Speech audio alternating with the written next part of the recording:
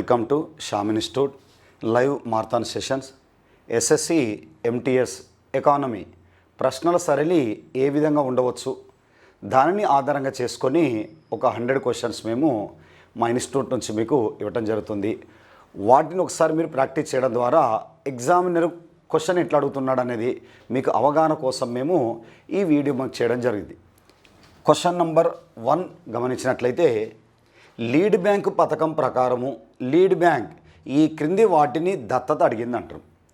Lead bank అనేది Nariman committee, Gadgil committee సిఫార్సుల మేరకు 1969లో మనకు లీడ్ బ్యాంక్ ఒక స్కీమ్ని ఏర్పాటు చేశాం.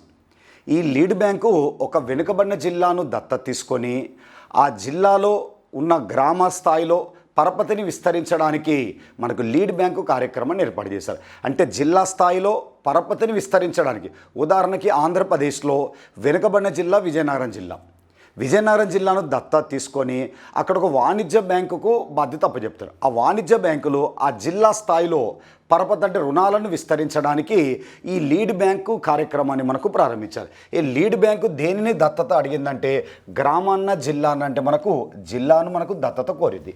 గ్రామాన్ని దత్తత తీసుకునే కార్యక్రమము సంసాద్ ఆదర్శ గ్రామ యోజన. అది 2014 అక్టోబర్ 11 మనకు ప్రారంభించడం జరిగింది. ఒక ఎంపీ 2014 నాటికి 2019 నాటికి ఒక గ్రామాన్ని దత్తత తీసుకోవాలి. అదే 3 గ్రామాల దత్తత కార్యక్రమం అంటే 2014లో మనకు సంసాద్ ఆదర్శ గ్రామ యోజన కార్యక్రమాన్ని ప్రారంభించారు. ఈ కార్యక్రమం కింద 2016 నాటికి ఒక ఎంపీ ఒక గ్రామాన్ని దత్తత తీసుకోవాలి. 2019 నాటికి 3 గ్రామాలు దత్తత తీసుకొని ఆ గ్రామానికి కావలసిన మౌలిక వసతులు కల్పించడానికి సంసాద్ ఆదర్శ గ్రామ యోజన కార్యక్రమం ప్రారంభించారు. లీడ్ బ్యాంకు దేనిని దత్తత కోరిందంటే జిల్లాను దత్తత కోరింది. నెక్స్ట్ క్వశ్చన్, జాతీయ ఆదాయంలో అధిక వాటా ఏ రంగం నుండి లభిస్తుంది? మనకు జాతీయ ఆదాయంలో అత్యధిక వాటా ఏ రంగం నుండి వస్తుందంటే సేవా రంగం నుంచి వస్తుంది. సుమారుగా 100 రూపాయలు మన ఆదాయం అనుకుంటే 53 రూపాయల వరకు మనకు సేవా రంగం, దీన్నే తృతీయ రంగం అని పిలవచ్చు. అందుకే మనకు తృతీయ రంగము, పారిశ్రామిక రంగము, సేవా రంగం. తృతీయ రంగాన్ని ఏమని పిలుస్తామంటే సేవా రంగం అని పిలుస్తాం. కాబట్టి 1 మరియు 3 కరెక్ట్. అంటే జాతీయ ఆదాయంలో అత్యధిక వాటా తెచ్చిపెట్టే రంగాలు సేవా రంగము, పారిశ్రామిక రంగము, వ్యవసాయ రంగం. సేవా రంగం తర్వాత పారిశ్రామిక రంగం తర్వాత అతి తక్కువ ఆదాయం తెచ్చిపెట్టే రంగం ఏంటంటే వ్యవసాయ రంగం అని గుర్తుంచుకోవాలి. Number 4th one is answer correct. Next question, ధరల సిద్ధాంతం అని దేనిని పిలుస్తారంట? సూక్ష్మ అర్థశాస్త్రాన్ని ధరల సిద్ధాంతం అని పిలుస్తాం. ఎందుకు సూక్ష్మ అర్థశాస్త్రం ధరల సిద్ధాంతం అంటే, డిమాండ్ కానీ సప్లై కానీ దేనిపై ఆధారపడి ఉందంటే ధరపైన మనకు ఆధారపడి ఉంటుంది. ఒక వస్తువు యొక్క ధర తగ్గితే డిమాండ్ ఏమవుతుందంటే మనకు పెరుగుతుంది. వస్తువు యొక్క ధర పెరిగితే డిమాండ్ ఏమవుతుంది? తగ్గుతుంది. వస్తువు యొక్క ధర పెరిగితే ఉత్పత్తిదారులకు లాభాలు వస్తాయి కాబట్టి సప్లైని పెంచుతారు. ధర తగ్గితే ఉత్పత్తిదారులకు నష్టాలు వస్తాయి కాబట్టి సప్లైని తగ్గిస్తారు. డిమాండు ధరపైన ఆధారపడింది, సప్లై కూడా ధరపైన ఆధారపడింది. డిమాండ్ సప్లైలు ధర చుట్టే తిరుగుతున్నాయి కావున సూక్ష్మ అర్థశాస్త్రాన్ని ధరల సిద్ధాంతం అనే పేరుతోటి మనకు పిలవచ్చు. ఒక వస్తువు యొక్క ధరలో ఏ విధమైన మార్పులు వస్తున్నాయి తెలియచేసే శాస్త్రం సూక్ష్మ అర్థశాస్త్రం కావున ధరల సిద్ధాంతం అని దేన్ని పిలుస్తారంటే సూక్ష్మ అర్థశాస్త్రాన్ని ధరల సిద్ధాంతం. స్థూల అర్థశాస్త్రాన్ని ఆదాయ ఉద్యోగిత సిద్ధాంతం అని పిలవచ్చు. ఆన్సర్ ఏంటంటే 3rd one answer is correct. స్థూల కాదు, సంక్షేమ కాదు, వ్యవసాయ అర్థశాస్త్రం కాదు. Next question, planning and the poor గ్రంథ రచయిత ఎవరు? మనకు poverty and British rule India గ్రంథ రచయిత Dadabhai Naoroji. Poverty in India గ్రంథ రచయిత దండేకర్ మరియు రాత్. ఇక్కడ ఏమన్నాడు? ప్లానింగ్ అండ్ ద పూర్ మనకు ప్రణాళికలు పేదరికాన్ని తగ్గిస్తాయన్న ఉద్దేశం కొద్దీ స్వతంత్రానంతరం 12 పంచవర్ష ప్రణాళికలు ప్రారంభించాం. ప్రణాళికలు పేదరికాన్ని నిర్మూలించడంలో పూర్తిగా విఫలమైనయని మిన్హాస్ అనే ఆర్థికవేత్త ఈ గ్రంథంలో పేర్కొంటాడు. ప్రణాళికలు పేదరికాన్ని తగ్గించడంలో విఫలమైనయని మిన్హాస్ అనే ఆర్థికవేత్త మనకు సూచించడం అనేది జరిగింది. అంటే మనకు గ్రంథ రచయిత ఎవరంటే మనకు మిన్హాస్ అని మనం గుర్తుంచుకోవాలి. నెక్స్ట్, క్రింది వాటిలో వలసలు ఎమిగ్రేషన్ పోవడానికి పుల్ లాగే కారణాలు ఏంటి అంటాడు. వలసలు అనేటి రూరల్ నుంచి రూరల్ వెళ్ళొచ్చు, అర్బన్ నుంచి అర్బన్కి వెళ్ళొచ్చు, రూరల్ నుంచి అర్బన్కి వెళ్ళొచ్చు, అర్బన్ నుంచి రూరల్కి వెళ్ళొచ్చు. వలసలు సాధారణంగా 4 రకాలు. అత్యధిక వలసలు ఎక్కడి నుంచి జరుగుతాయంటే రూరల్ నుంచి అర్బన్కు జరుగుతుంటాయి. గ్రామీణ ప్రాంతం నుంచి పట్టణ ప్రాంతానికి వెళ్తాయి. రూరల్ నుంచి అర్బన్కి వెళ్ళడానికి కారణం ఏంటంటే గ్రామీణ ప్రాంతంలో ఎటువంటి ఉపాధి అవకాశాలు లేకపోవట, గ్రామీణ ప్రాంతంలో ఎటువంటి మౌలిక వసతులు లేకపోవడం వలన ఒక గ్రామం నుంచి మరొక పట్టణ ప్రాంతానికి వలసలు వెళ్తున్నాడు. ఈ వలసలలో మనకు ఎమిగ్రేషన్ అని, ఇమిగ్రేషన్ అని ఉంటుంది. ఎమిగ్రేషన్ అంటే భారతదేశం నుండి అమెరికాకు వలస వెళ్ళటం. ఒక దేశం నుండి మరొక దేశానికి వలస వెళ్ళటాన్ని ఏమంటామంటే ఎమిగ్రేషన్ అనొచ్చు. ఇండియా నుండి అమెరికాకు వలస వెళ్ళటం. ఇతర దేశం నుంచి మన దేశానికి వలస రావటాన్ని ఇమిగ్రేషన్ అనే పేరుతోటి పిలవచ్చు. భారతీయులంతా కూడా అమెరికా దేశానికి ఎందుకు వెళ్తున్నారంటే అధిక వేతనాలు, విలాసవంతమైన జీవితాలు, ఉపాధి అవకాశాల కోసం వెళ్తున్నారు. ఎమిగ్రేషన్ పోవటానికి కారణం ఏంటంటే ఉపాధి అవకాశాల కోసం వెళ్తున్నారు. ఆహార కొరత కాదు, యుద్ధం కాదు, మనకు రాజకీయ అణచివేత కూడా మనకు కాదు. నెక్స్ట్ క్వశ్చన్, ఏటీఎం అనే పదాన్ని విస్తరించండి అన్నాడు. Automated teller machine. ఏటీఎంను విస్తరించండి అన్నప్పుడు మనకు ఆటోమేటెడ్ టెల్లర్ మిషన్ అని పిలుస్తుంటాం. అంటే మనకు డెబిట్ కార్డులని, క్రెడిట్ కార్డులని రెండు ఉంటాయి. ఏటీఎం కార్డు ఏంటంటే డెబిట్ కార్డ్, ఖాతాలో డబ్బులు ఉన్నప్పుడే లావాదేవీలు నడుపుకోవడానికి ఉపయోగించే కార్డు ఏంటంటే డెబిట్ కార్డ్. ఖాతాలో డబ్బులు లేకున్నా వ్యాపార లావాదేవీలకు ఉపయోగించే కార్డు ఏంటంటే మనకు క్రెడిట్ కార్డ్.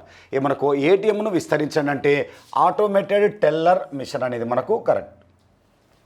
నెక్స్ట్ క్వశ్చన్, క్రింది ఇచ్చిన వారిలో రిజర్వ్ బ్యాంకు గవర్నర్గా పనిచేసిన వారు అన్నాడు. రిజర్వ్ బ్యాంకు గవర్నర్గా రంగరాజన్ మనకు ఆర్బీఐకి గవర్నర్గా పనిచేశాడు. మన్మోహన్ సింగ్ ఆర్బీఐకి 15వ గవర్నర్గా పనిచేసిన వ్యక్తే. దువ్వూరి సుబ్బారావు ఆర్బీఐకి 22వ గవర్నర్గా పనిచేసిన వ్యక్తే. మాంటెంగ్ సింగ్ అహుల్వాలియా ఆర్బీఐకి గవర్నర్గా మనకు పనిచేయలేడు. ఇక్కడ ఏమన్నాడు, రిజర్వ్ బ్యాంకు గవర్నర్గా పనిచేసిన వారు అన్నాడు. మన్మోహన్ సింగ్ కూడా పనిచేశాడు.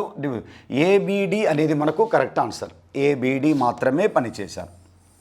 అంటే సి అనే వ్యక్తి అహుల్వాలియా మనకు ఆర్బీఐకి గవర్నర్గా పనిచేయలేదు. నెక్స్ట్ క్వశ్చన్, ప్రణాళిక విరామం ఉన్న కాలం.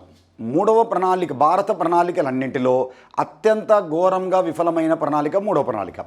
3వ ప్రణాళిక విఫలం కావడానికి 2 యుద్ధాలు చోటు చేసుకోవడం, అదేవిధంగా ప్రధానమంత్రులు మరణించటం, ప్రకృతి వైపరీత్యాలు మొదలైన కారణాల వలన 3వ ప్రణాళిక తర్వాత 4వ ప్రణాళికకు సెలవు ప్రకటిస్తూ 3 వార్షిక ప్రణాళికలు ప్రకటించారు. ఏ ప్రణాళికలు? పంచవర్ష ప్రణాళికల సెలవు ప్రకటిస్తూ 3వ ప్రణాళిక తర్వాత 66 నుంచి 69 వరకు 3 వార్షిక ప్రణాళికలు ప్రారంభించారు.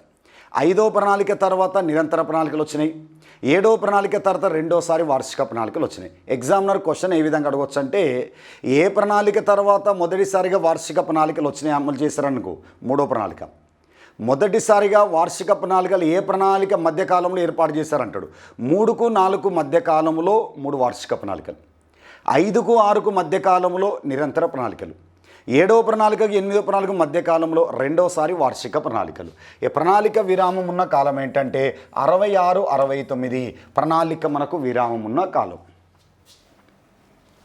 నెక్స్ట్ క్వశ్చన్, ద్రవ్యోల్బణాన్ని అదుపులో ఉంచటం ఏ పాలసీ యొక్క ప్రధాన ఆశయం? ద్రవ్యోల్బణం అంటే ధరలు నిరంతరము దీర్ఘకాలం పెరుగుతూ ఉండాలి. దీర్ఘకాలం అంటే 2 త్రైమాసిక నెలలో పెరుగుతూ కలపాలి. కొన్ని వస్తువుల ధరలు మాత్రమే పెరిగితే ఇన్ఫ్లేషన్ కాదు. వినియోగదారుడు ఉపయోగించే అధిక శాతం వస్తువుల ధరలు నిర్విరామముగా దీర్ఘకాలములో అంటే 2 త్రైమాసిక నెలలో పెరుగుతూ కనపడితే ఆర్థిక వ్యవస్థలో ఇన్ఫ్లేషన్ వచ్చిందంటాం. కొన్ని రోజులు మాత్రమే ధరలు పెరుగుతూ కనపడితే అటువంటి సందర్భాన్ని మనకు ఏమని పిలుస్తామంటే ద్రవ్యోల్బణ విరామం అనే పేరుతోటి పిలవచ్చు. ధరలు స్వల్పకాలములో పెరగటాన్ని ద్రవ్యోల్బణ విరామము, ధరలు దీర్ఘకాలాన్ని దారితీస్తే అది ద్రవ్యోల్బణం అనేది అవుతుంది. ఇక్కడ ద్రవ్యోల్బణం అదుపులో ఉంచడానికి, నియంత్రించడానికి ఏ policy? Fiscal policy, wages and income policy, monetary policy. ద్రవ్య విధానము. ద్రవ్య విధానం అంటే వడ్డీ రేట్లలో మార్పులు, సిఆర్ఆర్ ఎస్ఎల్ఆర్లో మార్పులు చేర్పులు చేపట్టడాన్ని ద్రవ్య విధానము ద్వారా అంటాం. దీన్ని మానిటరీ పాలసీ ద్వారా ఇన్ఫ్లేషన్ను కంట్రోల్ చేయవచ్చు.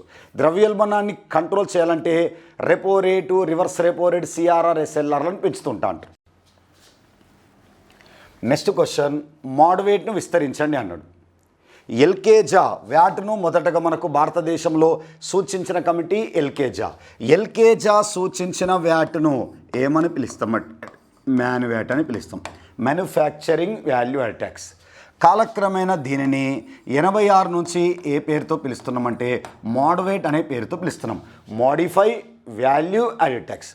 తర్వాత కాలక్రమేణా దీనిని సెన్వాట్ అనే పేరుతో రాజా చెల్లాయ కమిటీ సూచనల మేరకు 2001లో సెంట్రల్ వాల్యూ యాడెడ్ ట్యాక్స్.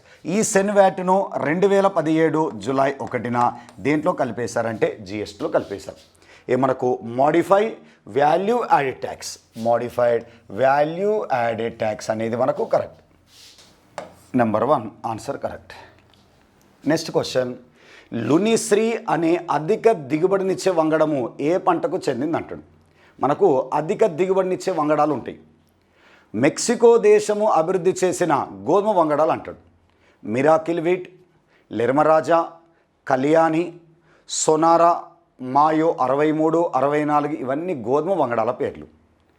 అంతర్జాతీయ వరి పరిశోధన సంస్థ ఎక్కడుంది? మనకు మనీలలో ఉంది. వాళ్ళు డెవలప్ చేసిన వరి వంగడాలు IR3, IR8, IR67 మొదలైనవి. భారత వరి పరిశోధన సంస్థ కటక్లో ఉంది. వాళ్ళు అభివృద్ధి చేసిన వరి వంగడాలు జయ, జగన్నాథ్, పద్మ, లునిశ్రీ అనేది ఏ వంగడం పేరేంటంటే వరి వంగడం. ఈ అత్యధిక ఈ వంగడాలు రావటం వలన 4 నెలల్లో పండే వరి 3 నెలలకే పంట చేతికి వస్తుంది. పంట కాలము తగ్గింది, దిగుబడి పెరిగింది. అందుకే వీటిని అధిక దిగుబడినిచ్చే విత్తనాలను పిలుస్తుంటా అంటాం. వరి వంగడానికి మనకు సంబంధించింది.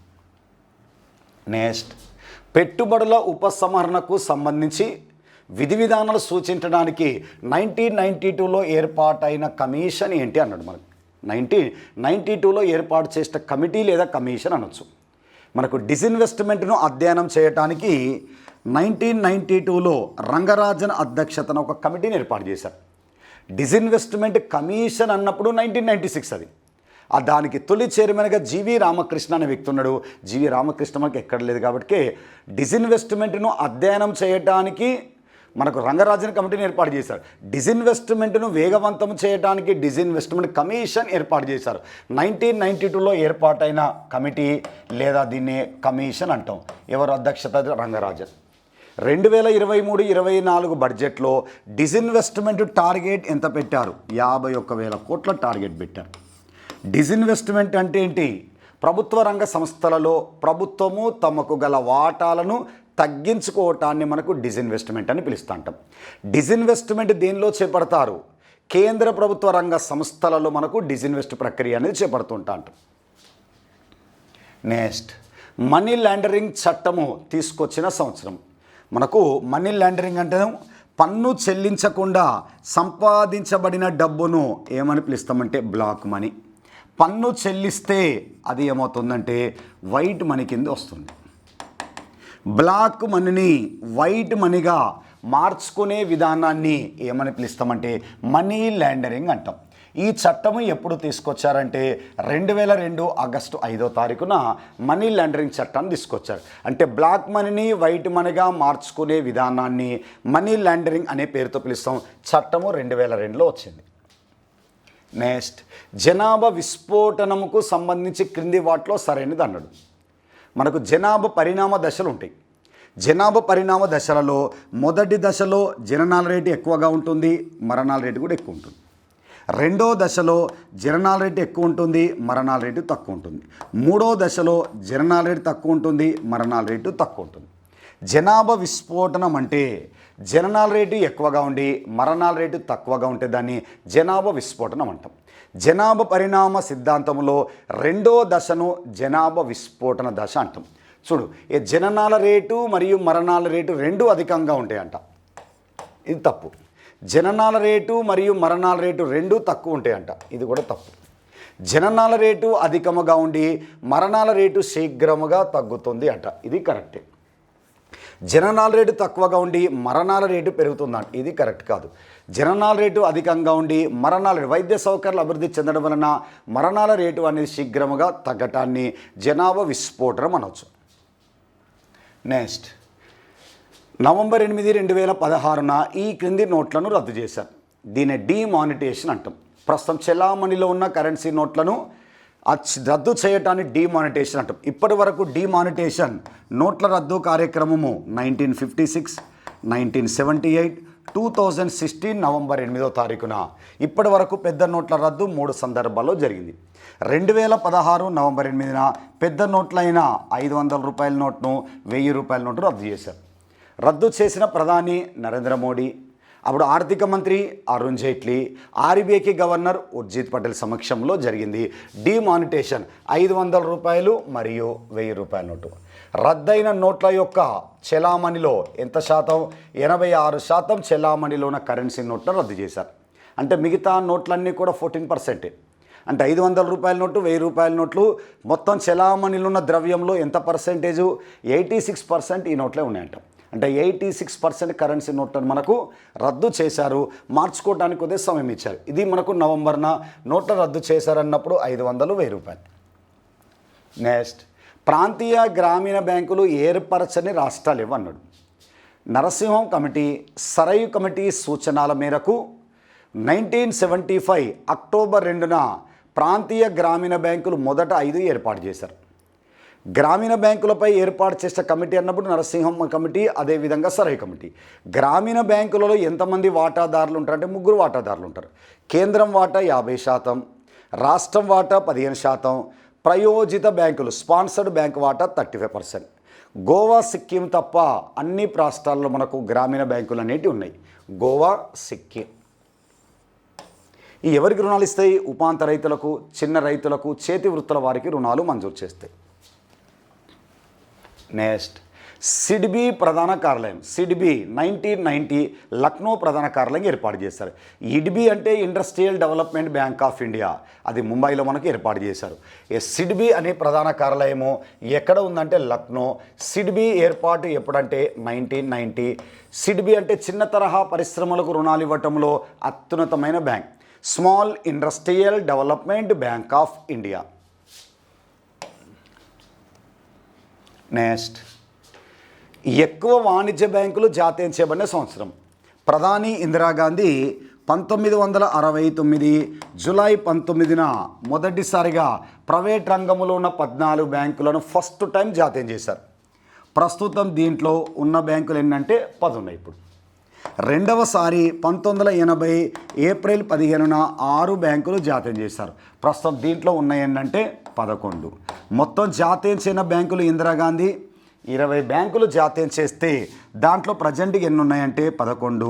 దీనికి ఒకటి ఎస్బీఐ కలిపితే ప్రభుత్వ రంగంలో బ్యాంకులు ఏంటంటే మనకు 12 ప్రభుత్వ రంగ బ్యాంకులు. అంటే ఎస్బీఐ 14 ఉండదు, 6 ఉండదు. అది ప్రెసిడెన్సీ బ్యాంకుల కలయిక వల్ల ఇంపీరియల్ బ్యాంకులు జాతీయం చేసుకొని ఎస్బీఐ ఏర్పాటు చేసినాం. క్వశ్చన్ ఏమడిగాడు? ఎక్కువ వాణిజ్య బ్యాంకులు జాతీయం చేయబడినది ఎప్పుడు? 1969లో 14 బ్యాంకులను జాతీయం చేశారు. మూడోది ఆన్సర్ కరెక్ట్. నెక్స్ట్, ఇండియాలో జాతీయ ఆదాయాన్ని అంచనా వేసేది. ఇండియాలో జాతీయ ఆదాయాన్ని ప్రారంభంలో సిఎస్ఓను ఏర్పాటు చేశారు. సిఎస్ఓ స్థానంలో 2019 నుంచి మనకు ఎన్ఎస్ఓని ఏర్పాటు చేశారు. నేషనల్ స్టాటిస్టికల్ ఆఫీస్ లేదా ఆర్గనైజేషన్, జాతీయ గణాంక శాఖ. ఇగో నేషనల్ స్టాటిస్టికల్ ఆఫీస్ వాళ్ళు మన జాతీయ ఆదాయాన్ని మనకు లెక్కిస్తున్నారు. పేదరికాన్ని కూడా లెక్కించే సంస్థ కూడా మనకు ఎన్ఎస్ఓనే. నెక్స్ట్, మన దేశంలో ఈపీజెడ్ లేని ప్రదేశం ఏదన్నాడు? స్పెషల్ ఎకనామిక్ జోన్, ప్రత్యేక ఆర్థిక మండలాలు. ఒకే చోట అనేక పరిశ్రమలు కేంద్రీకృతము కావటాన్ని ఏమంటాం? సెజ్ అంటాం. సెజ్ అంటే ఒక పారిశ్రామిక ప్రాంతం. సెజ్ కంటే ముందు మనకు ఈపీజెడ్లు ఉండేవి, ఎక్స్పోర్ట్ ప్రాసెసింగ్ జోన్. దేశంలో మొదటి ఈపీజెడ్గా గుజరాత్ రాష్ట్రంలోని కాండ్లా వద్ద మనకు ఏర్పాటు చేశారు. తర్వాత మహారాష్ట్రలోని శాంతాక్రజ్ వద్ద మనకు ఒక ఈపీజెడ్ అనేది వచ్చింది. కేరళలోని కొచ్చిన్ వద్ద ఏర్పాటు చేశారు. తమిళనాడులోని చెన్నై వద్ద ఏర్పాటు చేశారు. ఉత్తరప్రదేశ్లో నొయిడా వద్ద ఏర్పాటు చేశారు. పశ్చిమ బెంగాల్లోని ఫాల్టా అనే ప్రాంతంలో ఏర్పాటు చేశారు. గుజరాత్ రాష్ట్రంలోని సూరత్లో ఏర్పాటు చేశారు. ఏపీలో చూస్తే విశాఖలో ఏర్పాటు చేశారు. ఇవి మనకి ఈపీజెడ్లు. ఈపీజెడ్ లేదన్నాడు. కాండ్లా ఉంది, చెన్నై ఉంది, నోయిడా ఉంది, ఢిల్లీ అనేది మనకు లేదు కాబట్టి లేని ప్రదేశం అన్నప్పుడు ఢిల్లీ అనేది మనకు లేని ప్రదేశం. ఉన్న ఏంటన్నప్పుడు కాన్లా, శాంతాక్రాజ్, కొచ్చిన్, చెన్నై, నోయిడా ఉత్తరప్రదేశం, ఫాల్టా పశ్చిమ Bengal, Surat Gujarat, Visakha AP. Next sustainable development goal India ఇండెక్స్ను విడుదల చేసే సుస్థిర అభివృద్ధి యొక్క లక్ష్యాలు నీతి ఆయోగ్ 17 లక్ష్యాలను సూచించింది. సస్టైనబుల్ 17 లక్ష్యాలను సూచించింది. ఈ 17 లక్ష్యాలను ఎప్పటి వరకు సాధించాలి? 2015 నుంచి 2030 నాటికి. 17 లక్ష్యాలు సాధించడంలో ముందున్న రాష్ట్రం కేరళ. ఏపీ పొజిషన్ 4వ స్థానం, తెలంగాణ పొజిషన్ 11వ స్థానం, చివరి పొజిషన్ ఏంటంటే మనకు బీహార్. ఎస్డిజి రిపోర్టు ఎవరు రిలీజ్ చేస్తారు? నీతి ఆయోగ్ వాళ్ళు రిలీజ్ చేస్తారు. ఎడ్యుకేషన్ ఇండెక్స్ కానీ, హెల్త్ ఇండెక్స్ కానీ, మల్టీ పావర్టీ డైమండ్ ఇండెక్స్ను కూడా వీళ్ళు రిలీజ్ చేశారు రీసెంట్గా. ఇన్నోవేషన్ ఇండెక్స్ కానీ ఎవరు రిలీజ్ చేస్తారంటే నీతి ఆయోగ్ వాళ్ళు మనకు విడుదల చేస్తారు. ఆన్సర్. నెక్స్ట్ 15వ ఆర్థిక సంఘ చైర్మన్గా 2017 నవంబర్ 27వ తేదీన నంద్ కిషోర్ సింగ్ను మనకు ఏర్పాటు చేశారు. ఆర్థిక సంఘం, కేంద్ర ఆర్థిక సంఘం అనగానే 280 ఆర్టికల్ ప్రకారం రాష్ట్రపతిని గుర్తుంచుకోవాలి. 280 ఆర్టికల్ ప్రకారం మనకు రాష్ట్రపతి ప్రతి 5 సంవత్సరాలకు ఒకసారి ఆర్థిక సంఘ చైర్మన్తో పాటు మనకు 4 సభ్యులను మనకు నియమిస్తారు. పన్ను రాబడిలలో కేంద్ర రాష్ట్రాల మధ్య వాటా నిర్ణయించేది ఏంటంటే మనకు ఆర్థిక సంఘం. రాష్ట్ర ఆర్థిక సంఘానికి 5వ ఆర్థిక సంఘానికి మనకు రత్నకుమారిని మనకు రీసెంట్గా నియమించడం అనేది జరిగింది. అది రిలేటెడ్ టు పాలిటీలో వస్తూ ఉంటుంది. ఈ కేంద్ర ఆర్థిక సంఘంలో 280, రాష్ట్రపతి ప్రతి 5 సంవత్సరాలకు ఒకసారి. ప్రస్తుతం 15వ ఆర్థిక సంఘానికి చైర్మన్గా నంద్ కిషోర్ సింగ్ ఉన్నాడు. 15వ ఆర్థిక సంఘ రికమెండేషన్ పన్ను రాబడులలో కేంద్ర రాష్ట్రాల వాటా 59-41 డిసైడ్ చేశారు. కేంద్రం 59%, రాష్ట్రాలకు 41% రాష్ట్రాలకి ఇవ్వాలి. నెక్స్ట్ మిశ్రమ ఆర్థిక వ్యవస్థ అంటే ఏంటి? మిక్స్డ్ ఎకానమీకి ప్రాధాన్యత ఇచ్చింది ఎవరంటే జేమ్కిన్స్. వస్తు సేవలను ప్రభుత్వము మరియు ప్రైవేటు వ్యక్తులచే అందించబడితే దాన్ని మిక్స్డ్ ఎకానమీ. వస్తు సేవలను ప్రైవేటు వ్యక్తులు అందిస్తే పెట్టుబడిదారీ వ్యవస్థ. వస్తు సేవలను పూర్తిగా ప్రభుత్వం అందిస్తే సామ్యవాద ఆర్థిక వ్యవస్థ. వస్తు సేవలను ప్రభుత్వం ప్రైవేటు వ్యక్తులు ఇద్దరు అందిస్తే దాన్ని మిశ్రమ ఆర్థిక వ్యవస్థ. ఉదాహరణకి ఏంటంటే మనకు ఇండియా. చూడు, ప్రభుత్వము మరియు 3వ ఆన్సర్ చూడండి, ప్రభుత్వము మరియు ప్రైవేట్ రంగాల సహజీవనము. చిన్న పెద్ద కాదు, వ్యవసాయ పరిశ్రమలు కాదు, ప్రభుత్వము ప్రైవేట్ రంగాల మనకు సహజీవనాన్ని మిక్స్డ్ ఎకానమీ అనే పేరుతో పిలుస్తాం. భారత ఆర్థిక వ్యవస్థ మిశ్రమ ఆర్థిక వ్యవస్థగా ఏ పారిశ్రామిక తీర్మానం ప్రకటించిందంటే మొదటి పారిశ్రామిక తీర్మానం. మొదటి పారిశ్రామిక తీర్మానాన్ని ఎప్పుడు ప్రకటించారు? 1948 ఏప్రిల్ 6వ తారీఖున. అప్పటి ప్రధాని నెహ్రూ, అప్పటి పరిశ్రమల మంత్రి శ్యామ్ ప్రసాద్ ముఖర్జీ మనకు ప్రకటించారు. నెక్స్ట్ క్వశ్చన్, 10వ పంచవర్ష ప్రణాళిక కాలం. 10వ పంచవర్ష ప్రణాళిక కాలం 2002, 2007, 11 2007, 2012, 12 2012, 17. 10వ పంచవర్ష ప్రణాళిక గ్రామీణ అభివృద్ధి మరియు ఉపాధి కల్పనకు ప్రాధాన్యత ఇవ్వటం అనేది జరిగింది. గ్రామీణ అభివృద్ధికి అధిక ప్రాధాన్యత ఇచ్చిన ప్రణాళిక 10వ ప్రణాళిక. నెక్స్ట్ క్వశ్చన్, దలాల్ స్ట్రీట్ ఎక్కడ ఉంది?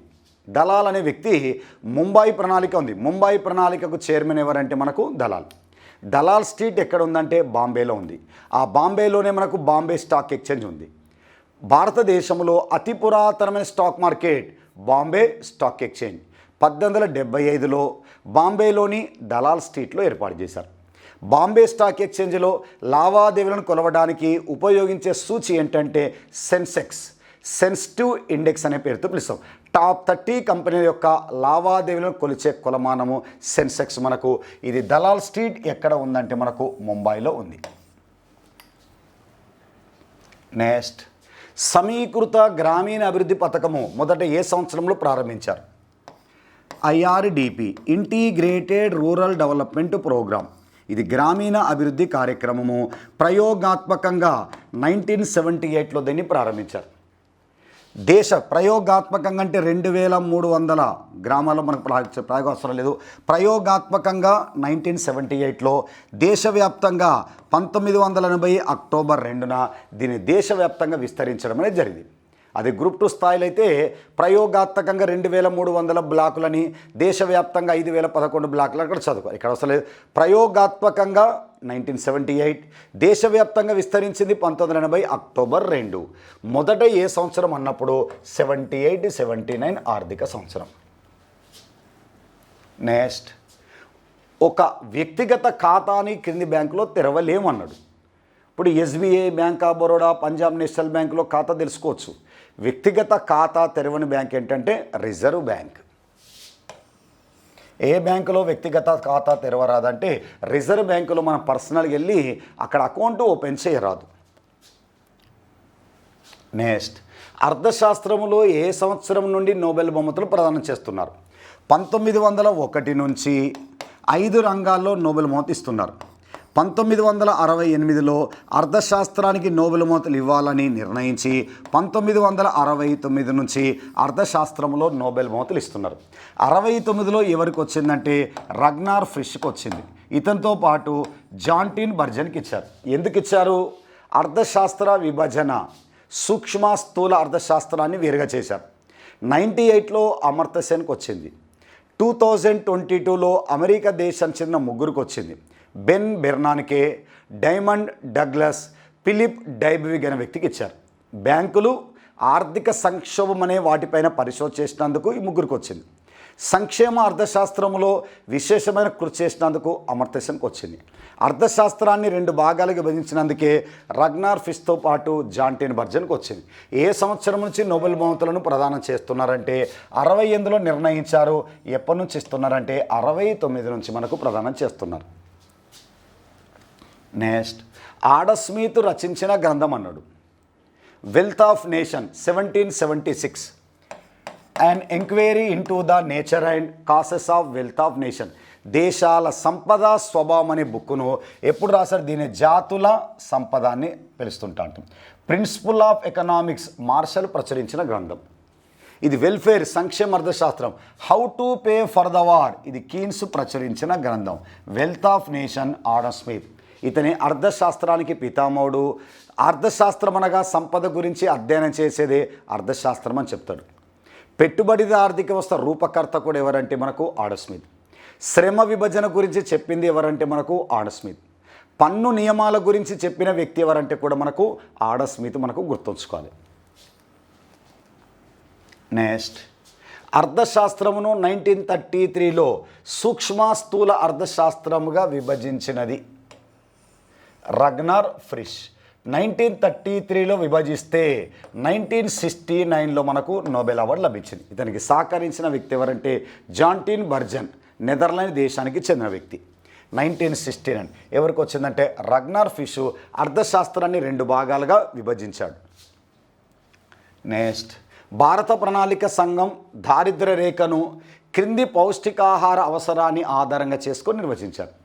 ప్లానింగ్ కమిషన్ ప్రకారం గ్రామీణ ప్రాంతంలో ఒక వ్యక్తి ఒక రోజుకు 2400 క్యాలరీల ఆహారం తీసుకోవాలి. పట్టణ ప్రాంతంలో 2100 క్యాలరీల ఆహారం తీసుకోవాలి.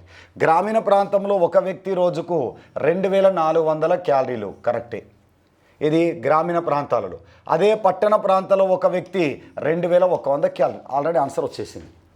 మిగతా గ్రామీణ ప్రాంతాల్లో 2100, పట్టణ ప్రాంతాల్లో 1800 కాదు. గ్రామాల్లో 2400 కరెక్టే, కానీ పట్టణాల్లో 2250 కాదు. గ్రామీణ ప్రాంతం 2100 కాదు, పట్టణాలలో చూస్తుంటే 2400 కాదు. ఆన్సర్ అనేది నెంబర్ 1 కరెక్ట్.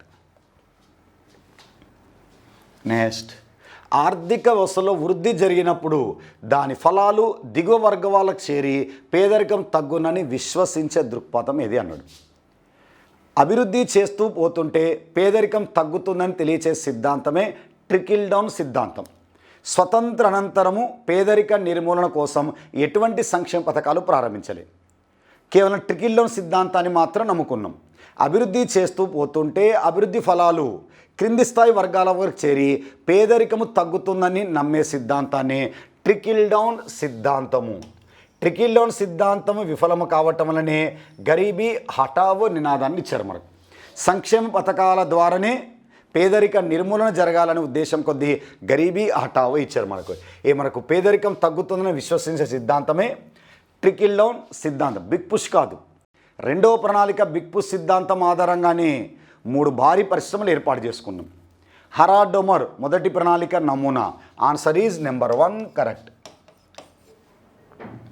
నెక్స్ట్ 2012లో సురేష్ టెండూల్కర్ సూచించిన పేదరిక అధ్యయన పద్ధతిని సమీక్షించడానికి ప్రభుత్వం ఏ కమిటీని ఏర్పాటు చేసింది? సురేష్ టెండూల్కర్ కమిటీ 2011-12లో పేదరికాన్ని లెక్కిస్తే 21.9% వచ్చింది. సురేష్ టెండూల్కర్ మెథడాలజీ ప్రకారం ఎన్ఎస్ఎస్ వారు లెక్కించారు 68 రౌండ్. సురేష్ టెండూల్కర్ మెథడాలజీని సమీక్షించడానికి 2012లో నియమించిన కమిటీ రంగరాజన్ కమిటీ. రిపోర్ట్ ఇచ్చాడెప్పుడు 2014. ఇతని రిపోర్టు ప్రకారం దేశంలో పేదరికం ఎంత ఉందన్నాడు? 29.5%. సురేష్ టెండూల్కర్ సూచించిన పేదరిక అధ్యయన పద్ధతిని సమీక్షించడానికి రంగరాజన్ కమిటీని 2012లో నియమిస్తే 2014 అతను రిపోర్ట్ ఇవ్వడం అనేది జరిగింది. నెక్స్ట్ పేదరికాన్ని మన దేశంలో ఏ విధంగా గణిస్తారు? పేదరికాన్ని ఏ విధంగా గణిస్తారంటే హెడ్ కౌంట్ రేషియో, తల లెక్కింపు నిష్పత్తి. ఒక వ్యక్తి గ్రామీణ ప్రాంతంలో ఒక తల ఎంత ఆహారం తీసుకోవాలి, పట్టణ ప్రాంతంలో ఎంత ఆహారం తీసుకోవాలి, తల లెక్కింపు పద్ధతి ద్వారా పేదరికాన్ని మనకు లెక్కిస్తారు. దాన్ని head count ratio. Head count ratio ద్వారా పేదరిక శాతాన్ని తెలుసుకోవాలంటే టోటల్ పాపులేషన్, మొత్తము జనాభాలో పేదవారి సంఖ్య ఇంటూ 100 చేస్తే ఒక దేశంలో పేదరికం శాతం అనేది తెలుస్తుంది. అంటే మొత్తం జనాభాలో పేదవారు ఎంతమంది ఉన్నారు ఇంటూ 100 చేస్తే మనకు పేదరిక శాతం అనేది తెలుస్తుంది. పావర్టీ గ్యాప్ కాదు, సెక్స్ రేషియో కాదు, పీ ఇండెక్స్ కాదు, హెడ్ కౌంట్ రేషియో అంటే తల లెక్కింపు నిష్పత్తి ద్వారా పేదరికాన్ని లెక్కిస్తారు. నెక్స్ట్ భారతదేశంలో ప్రచ్ఛన్న నిరుద్యోగిత ఈ క్రింది వాటిలో వేటితో సంబంధం కలిగి ఉంది? ప్రచ్ఛన్న నిరుద్యోగిత అంటే వ్యవసాయ రంగంలో అవసరమైన వారికన్నా ఎక్కువ మంది పనిలో పాల్గొనడం వలన ఏర్పడే నిరుద్యోగితను ప్రచ్ఛన్న నిరుద్యోగిత అనొచ్చు. ప్రచ్ఛన్న నిరుద్యోగుల ఉపాంత ఉత్పాదకత మార్జినల్ ప్రొడక్టివిటీ 0 అని చెప్పుకోవచ్చు.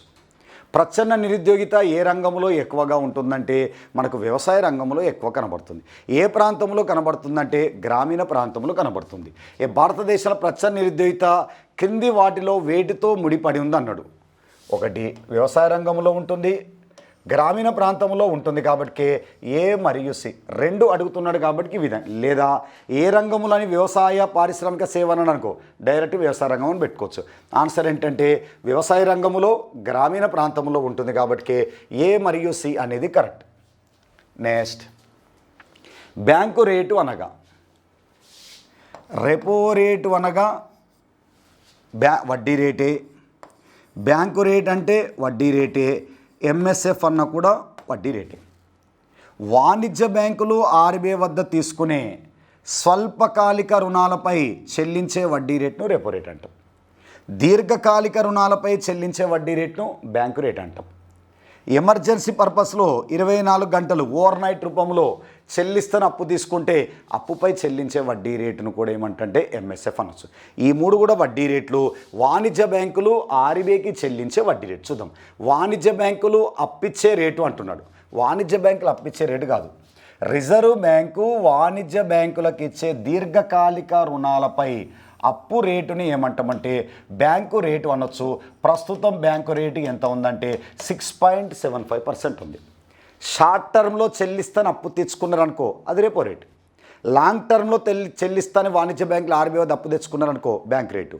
ఓవర్ నైట్ 1 డే లోపు చెల్లిస్తాను అప్పు తెచ్చుకున్నారనుకో దాన్ని ఏమంటాం MSF, marginal standing facility. MSF bank rate 2 same ఉంటాయి 6.75. రెపో రేటును ఇటీవల 6.25 నుంచి 6.50 పెంచారు, అంటే 0.5% పెంచారు.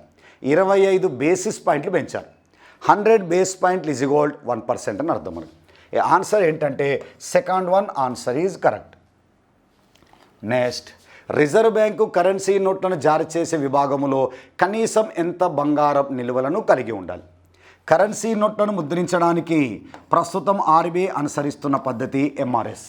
మినిమం రిజర్వ్ సిస్టమ్, కనీస నిల్వలు ఎంత నిర్ణయించారు? 200 కోట్లు. దీంట్లో 115 కోట్ల విలువ కలిగిన బంగారపు నిల్వలు, 85 కోట్ల విలువ కలిగిన విదేశీ కరెన్సీ ఉన్నప్పుడు ఆర్థిక కరెన్సీని ముద్రించడానికి ఈ సూత్రాన్ని మనకు ఉపయోగిస్తున్నాం.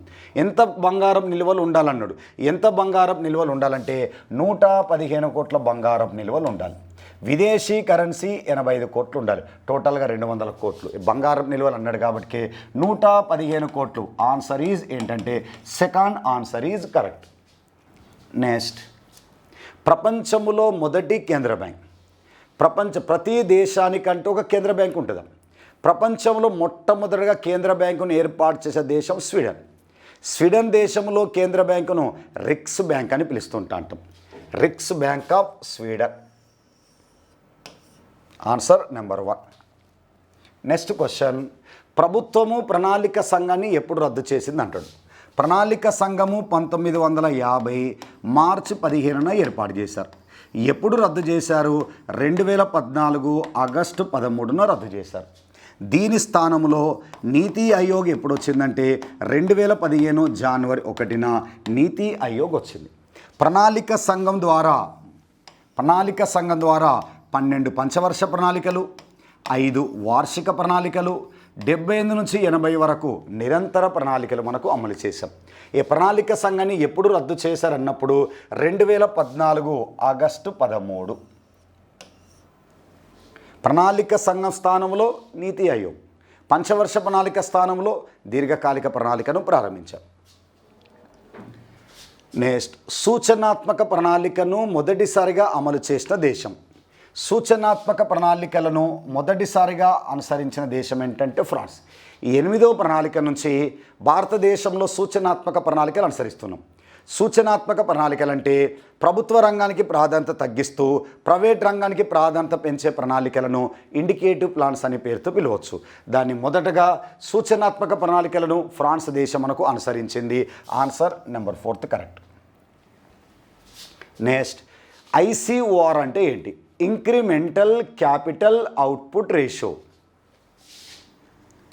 సిఓఆర్ అంటే క్యాపిటల్ అవుట్పుట్ రేషియో, మూలధన ఉత్పత్తి నిష్పత్తి. మూలధన ఉత్పత్తి నిష్పత్తి, క్యాపిటల్ అవుట్పుట్ రేషియో. ఏమన్నాడు? ఇంక్రిమెంటల్ అన్నాడు. ఉపాంత మూలధన ఉత్పత్తి నిష్పత్తి. క్యాపిటల్ అవుట్పుట్ రేషియో అంటే ఒక యూనిట్ వస్తువును తయారు చేయడానికి ఎన్ని యూనిట్ల మూలధనం అవసరమవుతుందో తెలియచేసేదాన్ని సిఓఆర్. ఒక పెన్ను తయారు చేయడానికి ఎన్ని యూనిట్ల డబ్బు అవుతుందో తెలియచేసేదాన్ని సిఓఆర్ అంటాం. అదనంగా ఒక పెన్ను తయారు చేయడానికి ఎన్ని యూనిట్ల డబ్బు అవసరమవుతుందో తెలియచేసేదాన్ని ఐసిఓఆర్ అంటాం. Incremental capital output ratio. Incremental ఎక్కడుందో చూసుకోవాలి. ఇంక్రిమెంటల్ క్యాపిటల్ అవుట్పుట్ రేషియో, ఉపాంత మూలధన ఉత్పత్తి నిష్పత్తి. Answer correct. నెక్స్ట్, నీతి ఆయోగ్లో నీతి అనగా national institution for transforming India. National institution for transforming India. చూడండి, national institution for transforming India. తెలుగులో జాతీయ పరివర్తన సంస్థ. నేషనల్ ఇన్కమ్ అన్నాడు, నేషనల్ ఇన్స్టిట్యూషన్ అన్నాడు, నాట్ ఇన్కమ్ అన్నాడు. National institution for transforming India, జాతీయ పరివర్తన సంస్థ అని పిలవచ్చు. నెక్స్ట్, ఆహార ధాన్యాలకు సంబంధించి ఇండియా అమెరికా మధ్య ఒప్పందాన్ని ఏమంటారు అంటాడు. అమెరికా దేశంలో ఒక చట్టం ఉంటుందో PL 480 చట్టం. ఈ చట్టం ప్రకారమే తీవ్ర ఆకలిగా ఉన్నప్పుడు అమెరికా దేశం మనకు ఆదుకున్న దేశం. ఉచితంగా ఆహార ధాన్యాలను మనకు పంపించిన చట్టమే PL 480 చట్టం. ఈ చట్టం ప్రకారమే మనము ఆ అమెరికా దేశంతో ఒక ఒప్పందం చేసుకున్నాము. అది ఆహార ధాన్యాల దిగుమతులకు సంబంధించి ఒప్పందం. హరిత విప్లవం వచ్చిన తర్వాత ఆహార ధాన్యాల ఉత్పత్తి మనకు పెరిగింది కాబట్టి ఈ ఒప్పందాన్ని హరిత విప్లవం వచ్చిన తర్వాత ఈ ఒప్పందం తొలగించుకున్నాం. ఈ ఒప్పందం దేనికి సంబంధించిందంటే ఇండియా అమెరికా దేశాల మధ్య ఆహార ధాన్యాల దిగుమతులకు సంబంధించిన ఒప్పందం. ఆ ఒప్పందం పేరే PL 480 ఒప్పందం. ఇంకో ఒప్పందం ఉంటుందాం MOU అని, మెమరాండమ్ ఆఫ్ అండర్స్టాండింగ్ అంటాం. ఇది కేంద్ర ప్రభుత్వానికి కేంద్ర ప్రభుత్వ రంగ సంస్థలకు మధ్య అగ్రిమెంట్ ఒప్పందాన్ని ఎంఓయు ఒప్పందం అంటాం. అర్జున్ సేన్ గుప్తా కమిటీ. ప్రభుత్వానికి ప్రభుత్వ రంగ సంస్థలకు మధ్య ఒప్పందం. ఇది PL 480 అనేది అమెరికా దేశంలో ఒక చట్టం ఉంటుంది. ఇండియా అమెరికా దేశాల మధ్య ఒప్పందానికి సంబంధించింది. నెక్స్ట్, క్రింది వాటిలో తప్పుగా ఉన్న జతను గుర్తించండి అన్నాడు. రూర్కేలా పశ్చిమ జర్మనీ కరెక్టే. దుర్గాపూర్ బ్రిటన్ మనకు కరెక్టే. బిలాయ్ రష్యా కరెక్టే. బొకారో జపాన్ కాదు. ఒకటే గుర్తుంచుకోవాలి. ఒకటి రూర్కేలా, రెండోది చూసినట్టే దుర్గాపూర్. రూర్కేలా ఉక్కు కర్మాగారం పశ్చిమ జర్మనీ, దుర్గాపూర్ ఉక్కు కర్మాగారం చూసినట్టయితే బ్రిటన్. ఈ రెండు తప్ప మిగతా అన్ని ఉక్కు కర్మాగారాలు రష్యా సాంకేతిక సహకారంతో ఏర్పాటు చేశారు.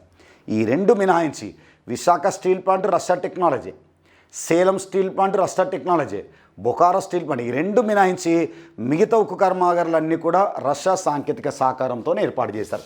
ఆన్సర్ ఏంటంటే తప్పుగా ఉన్న జత ఏంటంటే మూడోది తప్పుగా ఉన్న జత కాబట్టి ఈ మూడు కూడా కరెక్ట్ కాదు. ఆన్సర్ అనేది third one answer correct. Next question, ప్రాథమిక పాఠశాలలో కనీస వసతులు కల్పించే ఉద్దేశంతో ప్రారంభించిన పథకం.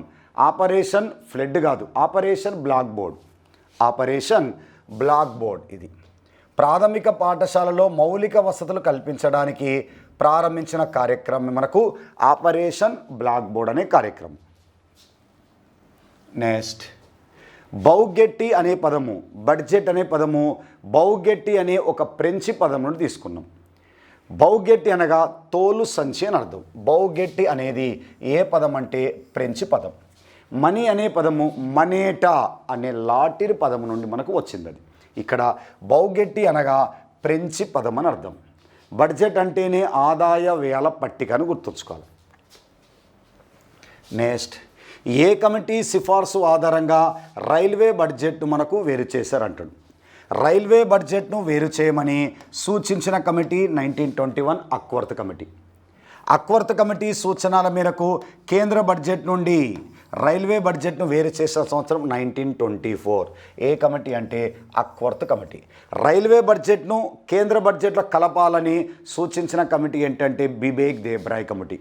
బిబేక్ అన్న వివేక్ అన్న ఒకటి. బిబేక్ దేబ్రాయ్ కమిటీ సూచనల మేరకు రైల్వే బడ్జెట్ను మళ్ళీ కేంద్ర బడ్జెట్లో కలిపేశారు. అక్వర్త్ కమిటీ సూచన మేరకు కేంద్ర బడ్జెట్ నుండి రైల్వే బడ్జెట్ని ఏం చేశారు, మనకు తీసేశారు, విడిగా ప్రవేశపెట్టారు. ఇది అక్వర్త్ కమిటీ ఆన్సర్. నెక్స్ట్, FRBMను విస్తరించండి అన్నాడు. రెవెన్యూ లోటు, కోశా లోటు ఈ రెండింటిని ఒక నిర్ణీత కాలంలో తగ్గించుకోవడానికి FRBMA చట్టాన్ని 2003లో రూపొందించారు. Fiscal responsibility budget management act. ఇక్కడ ఫారెన్ అన్నాడు, ఫారెన్ కాదాం. ఫినాన్స్ అన్నాడు, ఫ్యాక్టర్ అన్నాడు, correct. Ego fiscal responsibility and budget management act ఎప్పుడు వచ్చిందంటే ఈ చట్టము 2003లో వచ్చింది. ఎప్పటి నుంచి అమల్లోకి వచ్చిందంటే 2004. ఈ చట్టంను సమీక్షించడానికి నియమించిన కమిటీ విజయ్ కెల్కర్ కమిటీ. ఈ చట్టం ప్రధాన లక్ష్యము ఒక నిర్ణీత కాలంలో రెవెన్యూ లోటులు, కోశా లోటులు తగ్గించుకోవాలి. ప్రభుత్వం విపరీతంగా ఖర్చు పెడుతూ పోతే రెవెన్యూ ఎక్స్పెండిచర్ పెరుగుతుంది, తద్వారా రెవెన్యూ లోటు ఏర్పడుతుంది. అప్పులు చేస్తూ పోతే కోశా లోటు అనేది పెరుగుతుంది. కోశా లోటు అంటేనే అప్పులను గుర్తుంచుకోవాలి. ఏ ఆన్సర్ ఏంటంటే fiscal responsibility budget management act. Second one answer correct. Next question, క్రింది వాటిలో సంకుచిత ద్రవ్యమని దేనిని పరిగణిస్తారంట. అంటే న్యారో మనీ. మనకు ద్రవ్య సప్లైలో చూసినట్టయితే అధిక ప్రాధాన్యత కలిగినది మనకు M1, M3కి అధిక ప్రాధాన్యత ఇస్తున్నారు. M1 ద్రవ్యంలో ప్రజల వద్ద ఉన్న కరెన్సీ నోట్లు, బ్యాంకుల వద్ద ఉన్న డిమాండ్ డిపాజిట్లు, RBI వద్ద ఉన్న అదర్ డిపాజిట్లు ఉంటాయి. M3లో M1తో పాటు బ్యాంకుల వద్ద ఉన్న టైం డిపాజిట్ ఉంటాయి. వైవి రెడ్డి పోస్ట్ ఆఫీస్లో డిపాజిట్లను తొలగించి బ్యాంకుల వద్ద డిపాజిట్లను చేర్చండి అన్నాడు. M2లో పోస్ట్ ఆఫీస్లో డిపాజిట్లే ఉంటాయి, M4లో కూడా పోస్ట్ ఆఫీస్లో డిపాజిట్లు ఉంటాయి. అంటే వాటికి ప్రాధాన్యత ఇవ్వకుండా M1కు M3కే ప్రాధాన్యత ఇచ్చారు. M3తో పోలిస్తే M1 వద్ద ద్రవ్యము చాలా తక్కువగా ఉంటుంది. M1తో పోలిస్తే M3 దగ్గర ద్రవ్యము ఎక్కువగా ఉంటుంది. M1 కంటే M3 పెద్దది కాబట్టి దీన్ని బ్రాడ్ మనీ అంటాం. M3 కంటే M1 చిన్నది కాబట్టి దీన్ని న్యారో మనీ, సంకుచితమైన ద్రవ్యమని దేని పిలుస్తారంటే M1 పిలుస్తుంటాంట. నెక్స్ట్ రీఫ్లేషన్ అనగానే మనడు రీఫ్లేషన్ అంటే పునరుల్బణం అని అర్థం. పునరుల్బణం రీఫ్లేషన్. మనకు ఇన్ఫ్లేషన్ అంటే ఇగో సాధారణ ధరల స్థాయి నుంచి ఈ విధంగా ధరలు పెరుగుతూ ఉంటే దాన్ని ఏమంటాం ఇన్ఫ్లేషన్ అంటాం. ఇన్ఫ్లేషన్ ఎందుకు వస్తుంది? డిమాండ్ ఎక్కువగా ఉండి సప్లై తక్కువ ఉన్నప్పుడు, మార్కెట్ కారణాల వల్ల. ఇన్ఫ్లేషన్ ఉన్నప్పుడు ఆర్బీఐ ప్రభుత్వం తీసుకునే చర్యల వలన ధరలు ఈ విధంగా తగ్గుతూ ఉంటే దాన్ని ఏమనొచ్చు? డిస్ఇన్ఫ్లేషన్ అనొచ్చు. ధరలు నిరంతరముగా తగ్గుతూ ఉంటే దాన్ని ఏమంటాం? ప్రతిద్రవ్యోల్బణం అంటాం. ప్రతిద్రవ్యోల్బణాన్ని నియంత్రించకపోతే ఆర్థిక మాంద్యంలోకి ప్రవేశిస్తాం. ఈ ఆర్థిక ప్రతిద్రవ్యోల్బణం ఉన్నప్పుడు ప్రభుత్వం తీసుకునే చర్యల వలన ఈ విధంగా ధరలు పెరుగుతూ ఉంటే దాన్ని ఏమనొచ్చు? రీఫ్లేషన్ అనొచ్చు. రీఫ్లేషన్ ఎప్పుడు చేపడతారు? ఆర్థిక వ్యవస్థ డీఫ్లేషన్లో ఉన్నప్పుడు. డీఫ్లేషన్ కంట్రోల్ చేయకపోతే ఆర్థిక మాంద్యంలోకి ప్రవేశిస్తాం. కాబట్టి ప్రభుత్వం తీసుకునే చర్యల వలన ధరలు పెరుగుతూ కనపడితే దాన్ని పునరుల్బణం అనాలి, కానీ ఇన్ఫ్లేషన్ మనకు అనకూడదు. అందుకే రీఫ్లేషన్ అనగా ఆర్థిక మాంద్యాన్ని నివారించుటకు ధరలను ఏం చేస్తారంటే పెంచటాన్ని ఏమంటామంటే రీఫ్లేషన్ అనే పేరుతోటి పిలవచ్చు. నెక్స్ట్ గ్రేషం సూత్రము తెలియచేసేది ఏమనగా అన్నాడు. ఈ గ్రేషం అనే వ్యక్తి ఎలిజబెత్ I రాణి వద్ద ఆర్థిక సలహాదారుగా పనిచేసేవాడు. అప్పుడు ద్విలోహ ప్రమాణ నాణ్యాలు ఉండేటి. ద్విలోహ నాణ్యాలు అంటే వెండి నాణ్యాలు, బంగారు నాణ్యాలు ఉండేటి. వెండి నాణ్యాలను బ్యాడ్ మనీ అని, బంగారు నాణ్యాలను గుడ్ మనీ అనే పేరుతోటి పిలుస్తుంటా అంటాం. ఈ రెండిటితో పోలిస్తే అధిక విలువ దేనికి ఉంటుందంటే బంగారు నాణ్యాలకు ఉంటుంది. ఈ బంగారు నాణ్యాలను భద్రపరచుకొని వెండి నాణ్యాలు మాత్రమే మనకు చెలామణిలో తీసుకొస్తున్నారంట. అంటే చెడు ద్రవ్యము అనేది మంచి ద్రవ్యాన్ని మార్కెట్ చెలామణి నుండి తరిమివేస్తుందని ఎవరు చెప్పారంటే గ్రేషం. బంగారు నాణాలన్నీ భద్రపరచుకొని వెండి నాణాలు మాత్రమే చెలామణిలోకి తీసుకొస్తున్నట్టు. చెడు ద్రవ్యము మంచి ద్రవ్యమును చెలామణి నుంచి తరిమివేస్తుంది. Bad money drives out good money out of market circulation సిద్ధాంతము ఎవరికి సంబంధించిందంటే గ్రేషం అనగానే ఈ కొటేషన్ గుర్తుంచుకోవడం, దాని బ్యాక్గ్రౌండ్ అవసరం లేదు. ఎగ్జామినర్ కూడా బ్యాక్గ్రౌండ్ అడిగాడు. గ్రేషం అనగానే చెడు ద్రవ్యము మంచి ద్రవ్యాన్ని చెలామణి నుండి తరిమి వేస్తుందని గుర్తుంచుకోండి.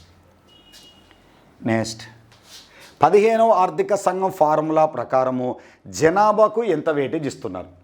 ఈ 15వ ఆర్థిక సంఘం ప్రకారము జనాభాకు ఎంత వెయిటేజ్ ఇస్తున్నారంటే 15% వెయిటేజ్ ఇస్తున్నారు. భౌగోళిక విస్తీర్ణానికి ఎంత వెయిటేజ్ ఇస్తున్నారంటే 15% వెయిటేజ్ ఇస్తున్నారు. అడవులకు ఎంత వెయిటేజ్ ఇస్తున్నారంటే 10% ఇస్తున్నారు. ఇన్కమ్ డిస్టెన్స్కి ఎంత ఇస్తున్నారంటే మనకు 45% ఇస్తున్నారు. డెమోగ్రఫిక్ డివిడెండ్, డెమోగ్రఫిక్ పర్ఫార్మెన్స్, జనాభా నియంత్రణకి ఎంత ఇస్తున్నారంటే 12.5%. పన్ను సామర్థ్యానికి ఎంత ఇస్తున్నారంటే 2.5%. Total 100% weightage. జనాభాకు ఎంత వెయిటేజ్ ఇస్తున్నారంటే 15% మనకు వెయిటేజ్ ఇస్తున్నారు. కరెక్ట్. నెక్స్ట్ జిఎస్టీ అమలు నిర్దేశించిన రోజు 2017 జూలై 1. దీన్ని జిఎస్టీ డే అని దేన్ని పిలుస్తామంటే జూలై 1. 101 రాజ్యాంగ సవరణ చట్టం ప్రకారము జిఎస్టీని 2017 జూలై 1 నుంచి మనకు అమలు చేస్తున్నాం. నెక్స్ట్ జిఎస్టీ కౌన్సిల్కు చైర్మన్గా వివరించేది. గవర్నింగ్ కౌన్సిల్ అని నీతి ఆయోగ్లో ఉంటుందాం. గవర్నింగ్ కౌన్సిల్కు అధ్యక్షుడు, చైర్మన్ ఎవరంటే ప్రధానమంత్రి. జిఎస్టీ కౌన్సిల్కు చైర్మన్గా వివరించేది ఎవరంటే మనకు కేంద్ర ఆర్థిక శాఖ మంత్రి. జిఎస్టీ కౌన్సిల్ 279 సెక్షన్ ఏ ప్రకారం ఏర్పాటు చేశారు రాష్ట్రపతి.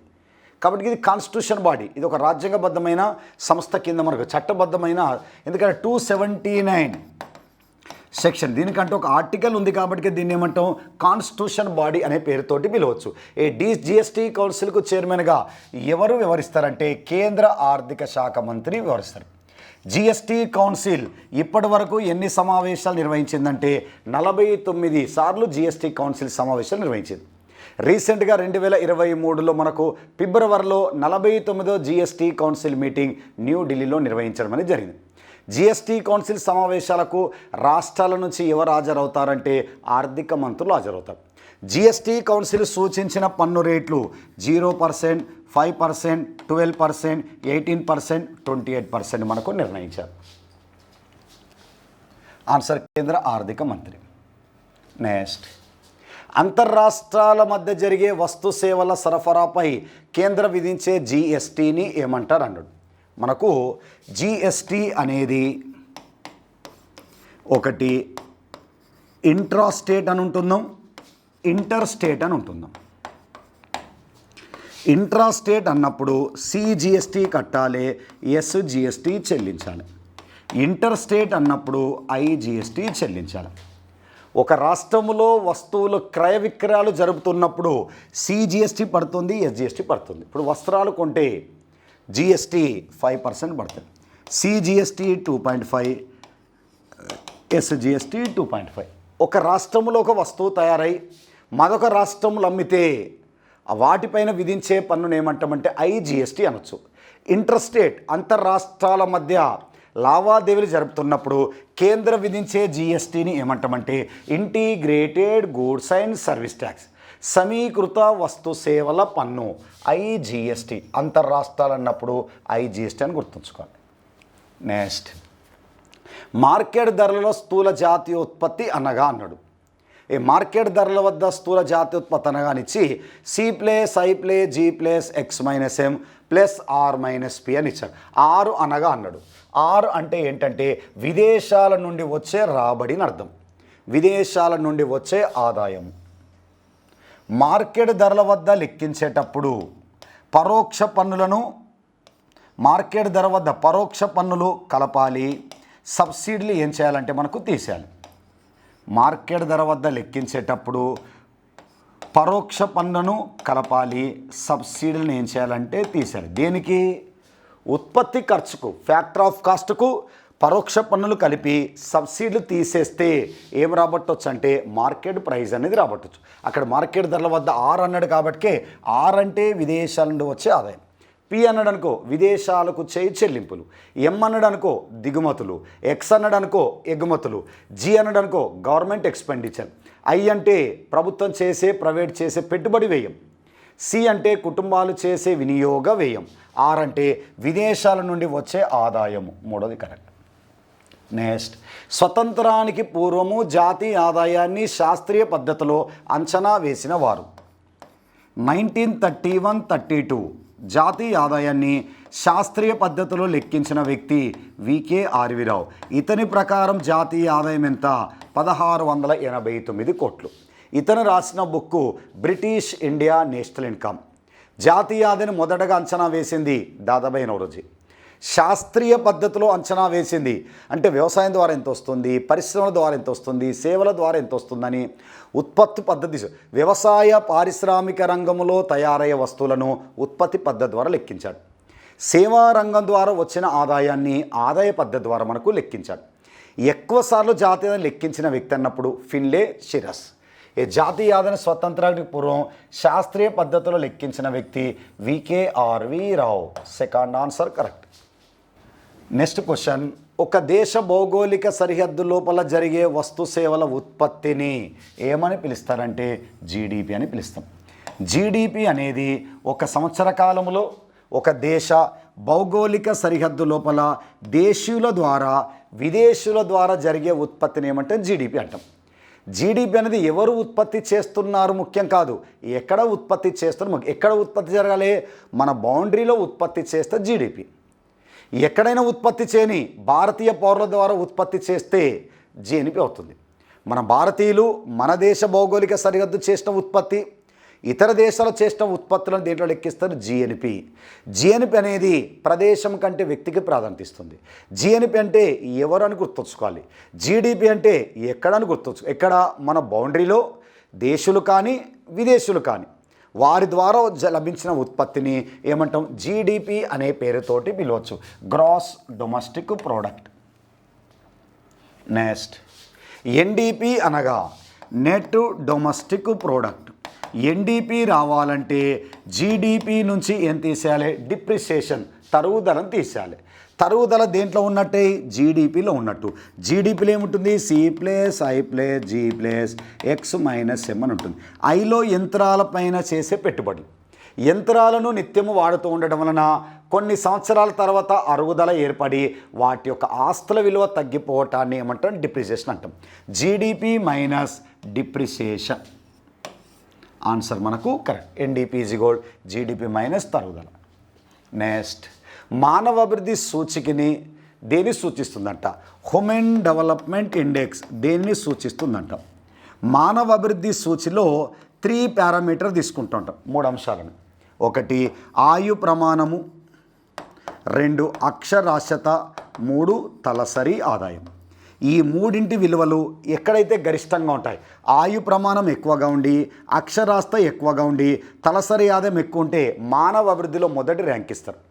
రీసెంట్ 2021-22 డాటా ప్రకారం హ్యూమన్ డెవలప్ ఇండెక్స్ డాటా ప్రకారము మానవ అభివృద్ధిలో స్విట్జర్లాండ్ మొదటి స్థానం, నార్వే 2వ స్థానం, ఐస్లాండ్ చూస్తే 3వ స్థానం. ఇండియాకు వచ్చిన ర్యాంక్ ఎంతంటే 132. చూడం ఆయు ప్రమాణము, అక్షరాస్యత, తలసరి ఆదాయం అన్నాడు. ఆయు ప్రమాణము అక్షరాస్యత అన్నాడు. ఆయు ప్రమాణం అన్న ఆరోగ్యం అన్న ఒకటే, అక్షరాస్యత అన్న విద్య అన్న ఒకటే. తలసరి ఆదాయం అనాలి కానీ ఆదాయం అని ఇచ్చిండు కాబట్టి ఆన్సర్ ఏమవుతుందంటే తలసరి ఆదాయము, ఆరోగ్యము, విద్య. ఇది ప్రీవియస్ రీసెంట్గా తెలంగాణ SI వాళ్ళు కూడా మనకి ఎగ్జామినేషన్లో అడిగిన క్వశ్చనే. ఎందుకంటే ప్రశ్నలు 100 క్వశ్చన్లు మీరు గమనిస్తే MTS విద్యార్థులు ప్రశ్నల సరళి ఏ విధంగా ఉంటుంది, గత ప్రీవియస్ క్వశ్చన్ పేపర్లను ఆధారంగా చేసుకొని షామ్ ఇన్స్టిట్యూట్ వాళ్ళు మీకు 100 క్వశ్చన్లు మీకు అందిస్తున్నారు. అందుకే వీటిని కొద్దిగా జాగ్రత్త చదివితే ఎగ్జామినేషన్లో మీరు సక్సెస్ కావడానికి ఎక్కువగా ఛాన్స్ ఉంటుంది. మీకు ఆన్సర్ ఏంటంటే మనకు ఆదాయము, ఆరోగ్యం. ఆదాయం అనేది ఉంది, ఆరోగ్యం ఉంది, కానీ దిగుమతులు లేదు, దీంట్లో వ్యాపారం లేదు. పౌష్టిక ఆన్సర్ నెంబర్ 1 కరెక్ట్. నెక్స్ట్ ఏ కమిటీ సిఫార్సులపై 1965లో వ్యవసాయ ధరల కమిషన్ ఏర్పాటు చేశారు? ఏ కమిటీ సిఫార్సులపైన అంటే LK జా, లక్ష్మీకాంత్ జా 1965లో వ్యవసాయ ధరలకు మద్దతు ధర మినిమం సపోర్ట్ ప్రైజ్ నిర్ణయించడానికి శాశ్వత ప్రతిపాదికన ఒక కమిషన్ ఉండాలని LK జా కమిటీ సూచనల మేరకే 1965లో వ్యవసాయ ధరల కమిషన్ ఏర్పాటు చేశారు. ప్రస్తుతం దీనిని CACP అని పిలుస్తున్నాం, commission for agriculture cost price అని పిలుస్తున్నాం. ప్రస్తుత CACP వాళ్ళు 23 రకాల పంటలకు మద్దతు ధర నిర్ణయిస్తున్నారు. మద్దతు ధరను నిర్ణయించేది CACP, అంతిమముగా ఆమోదించేది ప్రధానమంత్రి అధ్యక్షత కలిగిన ఆర్థిక వ్యవహారాల కమిటీ ఆమోదిస్తుంది. Cabinet committee on economics affairs అనే విభాగము ఆమోదిస్తుంది. ఏ కమిటీ సూచనల మేరకంటే LK Jha committee, Lakshmikant Jha committee. Next Kisan credit card కలిగిన వారికి పరపతి సమకూర్చు సంస్థలు. రైతులకు సకాలంలో స్వల్పకాలిక రుణాలు అందించడానికి నాబార్డ్ సిఫార్సులపైన కిసాన్ క్రెడిట్ కార్డ్ స్కీమును మనకు ప్రవేశపెట్టారు. ఎప్పుడంటే 1998. ఈ కార్డులు ఏ బ్యాంకులు ఇస్తాయంటే వాణిజ్య బ్యాంకులు, ప్రాంతీయ గ్రామీణ బ్యాంకులు, సహకార బ్యాంకులు. వాణిజ్య బ్యాంకులు, ప్రాంతీయ గ్రామీణ బ్యాంకులు, సహకార బ్యాంకులు. పైవన్నీ ఆన్సర్ కరెక్ట్. ఎవరికి ఇస్తాయి? ఉపాంత రైతులకు, చిన్న రైతులకు ఇస్తాయి. అంటే కార్డు ఉన్న వ్యక్తి తక్కువ వడ్డీ రేటుకి రుణాలు తీసుకోవడానికి ఆస్కారం ఉంటుంది. ఇది కిసాన్ క్రెడిట్ కార్డు అంటే తెలుగులో రైతుల పరపతి కార్డు పథకం. అప్పుడు ఈ కార్డు ద్వారా ఎకరానికి 5,000 రూపాయల వరకు రుణం మంజూరు చేశారు. ఈ కార్డు కలిగిన వ్యక్తి ప్రమాదం మరణిస్తే 50,000 వరకు ప్రమాద బీమా ఉంది. సహజ మరణం జరిగితే 30,000 రూపాయల వరకు ప్రమాద సహజ బీమా కూడా కల్పించారు మనకు. ఆన్సర్ ఏంటంటే 4th one answer is correct, 62. Next సాంద్ర వ్యవసాయ పథకాన్ని దేశంలో 116 జిల్లాలో విస్తరించారు. హరిత విప్లవంలో అంతర్భాగంగా ఇంటెన్సివ్ అగ్రికల్చర్ డిస్ట్రిక్ట్ ప్రోగ్రాం ప్రయోగాత్మకంగా 7 రాష్ట్రాలు 7 జిల్లాలో ప్రారంభించారు. ఇది 7 జిల్లాలో ఆహార ధాన్యాల ఉత్పత్తి పెరగడం వలన 1965లో ఇంటెన్సివ్ అగ్రికల్చర్ ఏరియా ప్రోగ్రామ్ అనే పేరుతో 114 జిల్లాలో దీన్ని ప్రారంభించారు. హరిత విప్లవానికి తొలి మెట్టు IADP, హరిత విప్లవానికి రెండో మెట్టు IAP. ఈ 2 పథకాలు విజయవంతం కావటం వలన వార్షిక ప్రణాళిక కాలంలో ఖరీఫ్ సీజన్లో హరిత విప్లవాన్ని మనకు ప్రకటించడం జరిగింది. అందుకే సాంద్ర వ్యవసాయ జిల్లాల పథకాన్ని 114 జిల్లాలలో విస్తరించబడిన సంవత్సరం అన్నాడు 1965 అని గుర్తుంచుకోవాలి. దీని ఇంగ్లీష్లో ఇంటెన్సివ్ అగ్రికల్చర్ ఏరియా ప్రోగ్రామ్ అని పిలవచ్చు. సాంద్ర వ్యవసాయ ప్రాంతాల కార్యక్రమం అనొచ్చు. నెక్స్ట్ ఉపాంత వ్యవసాయ భూమి అంటాడు. ఉపాంత వ్యవసాయం అంటే ఉపాంత కమతం అంటే 1 హెక్టార్ కంటే తక్కువ. 1 హెక్టార్ ఈజిగోల్డ్ 2.5 ఎకరాల భూమి. 1 హెక్టార్ ఈజిగోల్డ్ 10,000 చదరపు మీటర్లకు సమానం. ఉపాంత వ్యవసాయ భూమి అంటే 1 హెక్టారు కంటే తక్కువ అని అర్థం. 64. నెక్స్ట్ జిల్లా పారిశ్రామిక కేంద్రాల ఏర్పాటు తీర్మానాన్ని ఏ సంవత్సరంలో చేశారంటాడు. మనకు తొలి కాంగ్రెసేతర ప్రభుత్వం మనకు 1977లో జనతా ప్రభుత్వం అధికారంలోకి వచ్చిన తర్వాత జనతా పారిశ్రామిక తీర్మానాన్ని ప్రకటించారు. ఈ జనతా పారిశ్రామిక తీర్మానంలో అతి చిన్న పరిశ్రమలు టైనీ పరిశ్రమలను పరిచయం చేశారు. స్మాల్ స్కేల్ ఇండస్ట్రీ చిన్నతర పరిశ్రమలకు ప్రాధాన్యత కల్పించారు. ప్రతి జిల్లాలో డిఐసీలను ఏర్పాటు చేసుకోవాలన్నాడు. జిల్లా స్థాయిలో ఉన్న చిన్నతర పరిశ్రమలకు సూచనలు సలహాలు రుణాలు అందించడానికి డిస్ట్రిక్ట్ ఇండస్ట్రియల్ సెంటర్స్ ఏర్పాటు చేసుకోవాలన్నాడు. ఏ తీర్మానం 1977. నెక్స్ట్ జాతీయ పెట్టుబడి నిధి నేషనల్ ఇన్వెస్ట్మెంట్ ఫండ్ ఎప్పుడు ఏర్పాటు చేశారంట 2005. డిస్ఇన్వెస్ట్మెంట్ పెట్టుబడుల ఉపశమన డిస్ఇన్వెస్ట్మెంట్ ద్వారా వచ్చిన ఆదాయాన్ని జమ చేయటానికి నేషనల్ ఇన్వెస్ట్మెంట్ ఫండ్లో జమ చేస్తారు. డిస్ఇన్వెస్ట్మెంట్ ద్వారా వచ్చిన ఆదాయాన్ని నిఫ్ జమ చేస్తారు. నిఫ్ నుంచి 75% సాంఘిక సేవలపై ఖర్చు పెట్టాలి. విద్యా వైద్య గ్రామీణాభివృద్ధి 25% అత్యధిక లాభాలు గడిస్తున్న కేంద్ర ప్రభుత్వ రంగ సంస్థల ఆధునీకరణ కోసం ఖర్చు పెట్టాలి. ఈ జాతీయ పెట్టుబడి నిధి ఎప్పుడు ఏర్పాటు చేశారంటే 2005లో ఏర్పాటు చేశారు. నెక్స్ట్ 1956 పారిశ్రామిక తీర్మానం అనుసరించి భారతదేశ పరిశ్రమల విభజన ఎన్ని షెడ్యూల్గా రూపొందించారంటే పరిశ్రమలను 3 రకాలుగా లేదా 3 షెడ్యూల్గా వర్గీకరించారు. షెడ్యూల్ ఏ అని, షెడ్యూల్ బి అని, షెడ్యూల్ సి అని. షెడ్యూల్ ఏలో 17 రకాల పరిశ్రమలు పూర్తి కేంద్ర ప్రభుత్వ గుత్తాధిపత్యంలో ఉంటాయి. షెడ్యూల్ బిలో 12 ఉంటాయి, ప్రభుత్వ కంట్రోల్లో పనిచేస్తాయి. ఏబి పోను మిగిలినవన్నీ సిలో ఉంటాయి.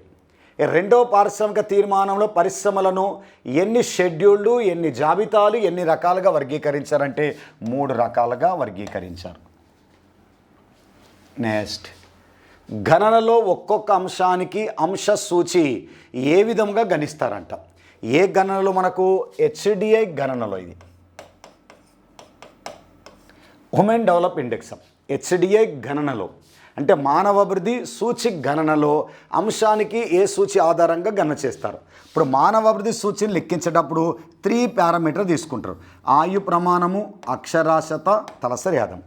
వీటి యొక్క వాస్తవ విలువలు, కనిష్ట విలువలను, గరిష్ట విలువ తీసుకుంటారు. ఉదాహరణకి అక్షరాస్యత కనీసము 0%, గరిష్టముగా 100%, కనీసం ఎంత ఉందంటే 75% తీసుకుంటారు. దీంట్లో అప్లై చేస్తారు. అందుకే వాస్తవ విలువ మైనస్ కనిష్ట విలువ అని ఉంటుంది చూడం. వాస్తవ విలువ మైనస్ కనిష్ట విలువ బై గరిష్ట విలువ మైనస్ కనిష్ట విలువ. ఈ లెక్కను దీంట్లో అప్లై చేస్తే హెచ్డిఎస్ సూచి విలువ 0 నుండి 1 మధ్యన ఉంటుంది. అందుకే వాస్తవ విలువ ఎంత, కనిష్ట విలువ ఎంత, గరిష్ట విలువ ఎంత, కనిష్ట విలువ ఎంత, దీని ఆధారంగా హెచ్డిఐ గణన చేయడానికి ఏ ఫార్ములాను ఉపయోగిస్తున్నారంటే ఈ ఫార్ములాను మనకు ఉపయోగిస్తున్నారు. Answer number 1 correct. Next got అనేది WTO ఎప్పుడు మారింది? General agreement tariff and trade. Got స్థానంలో 1995 జనవరి 1న వరల్డ్ ట్రేడ్ ఆర్గనైజేషన్ మనకి ఏర్పడింది. ప్రపంచ వాణిజ్య సంస్థ. ప్రపంచ వాణిజ్యానికి కాపలదారని దేని పిలుస్తామంటే వరల్డ్ ట్రేడ్ ఆర్గనైజేషన్ 1995 జనవరి 1న స్విట్జర్లాండ్లోని జెనీవా ప్రధాన కార్యాలయంగా దీన్ని ఏర్పాటు చేశారు. నెక్స్ట్ క్రింది వాటిలో పేపర్ గోల్డ్ అని దేనిని అంటారు? పేపర్ గోల్డ్ అని దేనిని అంటే ఎస్డిఆర్. ఎస్డిఆర్ అంటే స్పెషల్ డ్రాయింగ్ రేట్. IMF యొక్క ద్రవ్యాన్ని ఇంటర్నేషనల్ మానిటరీ ఫండ్ యొక్క ద్రవ్యాన్ని ఏమని పిలుస్తామంటే ఎస్డిఆర్ అనే పేరుతోటి పిలవచ్చు. బాంబే స్టాక్ ఎక్స్చేంజ్లో లావాదేవీలను కొలిచే సూచిని ఏమంటామంటే సెన్సెక్స్ అనే పేరుతోటి పిలవచ్చు. నేషనల్ స్టాక్ ఎక్స్చేంజ్లో నిఫ్టీ అనే పేరుతో పిలవచ్చు. టాప్ 30 కంపెనీ యొక్క లావాదేవీలను సూచిస్తుంది. నెక్స్ట్, అంబార్ బాక్స్ అనే పదము క్రింది వాటిలో దేనికి సంబంధించిందంట? అంబార్ బాక్స్ సబ్సిడీ అనేది దేనికి వ్యవసాయ సబ్సిడీలకు సంబంధించింది. మనకు WTOలో 3 రకాల ఒప్పందాలు ఉంటాయి. అంబార్ బాక్స్ సబ్సిడీలని, బ్లూ బాక్స్ సబ్సిడీలని, గ్రీన్ బాక్స్ సబ్సిడీలని ఉంటాయి. అంబార్ బాక్స్ సబ్సిడీ అంటే అభివృద్ధి చెందుతున్న దేశాలు రైతులకు ఎరువులు, క్రిమిసంహార మందులు, విత్తనాలు మొదలైన వాటి కోసం ఇచ్చే సబ్సిడీలను ఏమంటామంటే అంబార్ బాక్స్ సబ్సిడీను, వీటిని అగ్రికల్చర్ సబ్సిడీలు అనే పేరుతోటి పిలుస్తుంటాం. నెక్స్ట్, సాగరమాల అనేది దేనికి సంబంధించింది అన్నాడు. సేతు భారతం అనేది ఓడరేది, రైల్వే క్రాసింగ్ లేకుండా చూడటం. ఇక్కడ సాగరమాల అనేది ఓడరేవులను, పోర్టులను అభివృద్ధి చేయటము. ఓడరేవులు ఎక్కడైతే ఉన్నాయో వాటి రోడ్లకు అనుసంధానం చేయడానికి సాగరమాల అనేది పోర్టులను అభివృద్ధి చేయడానికి దీన్ని ఏర్పాటు చేశారు. నెక్స్ట్, 15వ ఆర్థిక సంఘం కేంద్ర పన్నుల నుండి రాష్ట్రాలకు ఎంత వాటా ఇస్తున్నారు? 28 రాష్ట్రాలకు 41% వాటా ఇస్తున్నారు. అత్యధిక వాటా ఎప్పుడు దేనికి వస్తుందంటే ఉత్తరప్రదేశ్కి వస్తుంది. ఎంత వస్తుంది? సుమారు 18% వస్తుంది. ఏపీకి ఎంత వస్తుంది? సుమారు 4% వస్తుంది ప్రతి సంవత్సరం. తెలంగాణకి ఎంత వస్తుంది? 2% వస్తుంది. కేంద్ర వాటా 59, రాష్ట్రాల వాటా 41. నెక్స్ట్, వ్యవసాయ ఆదాయంపై పన్నును సిఫార్సు చేసిన committee 1972 KN Raj. Agriculture income పైన ట్యాక్స్ వేయమన్నాడు, కానీ భారతదేశంలో ఏ రాష్ట్రాలు కూడా అగ్రికల్చర్ ఇన్కమ్ పైన ట్యాక్స్ వేస్తలేరు. వ్యవసాయ ఆదాయంపై పన్ను విధించే అధికారం కేవలం రాష్ట్రాలకే ఉంటుంది. అగ్రికల్చర్ రాష్ట్ర జాబితాలో ఉంటుంది కావున ఏ రాష్ట్ర ప్రభుత్వాలు కూడా అగ్రికల్చర్ ఇన్కమ్ పైన ట్యాక్స్ వేస్తలేరు. అగ్రికల్చర్ ల్యాండ్ హోల్డింగ్ ట్యాక్స్ ఉంది. వ్యవసాయ కమతాలపైన పన్ను ఉంది, కానీ వ్యవసాయ ఆదాయం పైన పన్ను లేదు. సూచించిన వ్యక్తి ఎవరంటే కేఎన్ రాజ్. ఆన్సర్ ఇది. నెక్స్ట్, భారతదేశంలో ద్రవ్యోల్బణము కొలిచే పద్ధతి. ద్రవ్యోల్బణాన్ని 2 పద్ధతి ద్వారా లెక్కిస్తున్నారు. టోకు ధరల సూచి, వినియోగ ధరల సూచి. టోకు ధరలలో వచ్చే మార్పులు లెక్కించేది WPI, అంటే టోకు వర్తకుడు చెల్లించే ధరలు. వినియోగదారుడు చెల్లించే ధరలలో వచ్చే మార్పు లెక్కించేది CPI. CPIనే ప్రస్తుతం ప్రామాణికంగా ద్రవ్యోల్బణాన్ని CPI అంటాం. దీన్ని హెడ్లైన్ ఇన్ఫ్లేషన్ అంటాం. ప్రామాణికమైన ద్రవ్యోల్బణాన్ని దేనిగా పరీక్షిస్తున్నామంటే CPIనే పరీక్షిస్తాం. దాని వినియోగదారుల ధరల సూచి, దీనినే CPI అనే పేరుతో పిలుస్తాం. వినియోగదారుల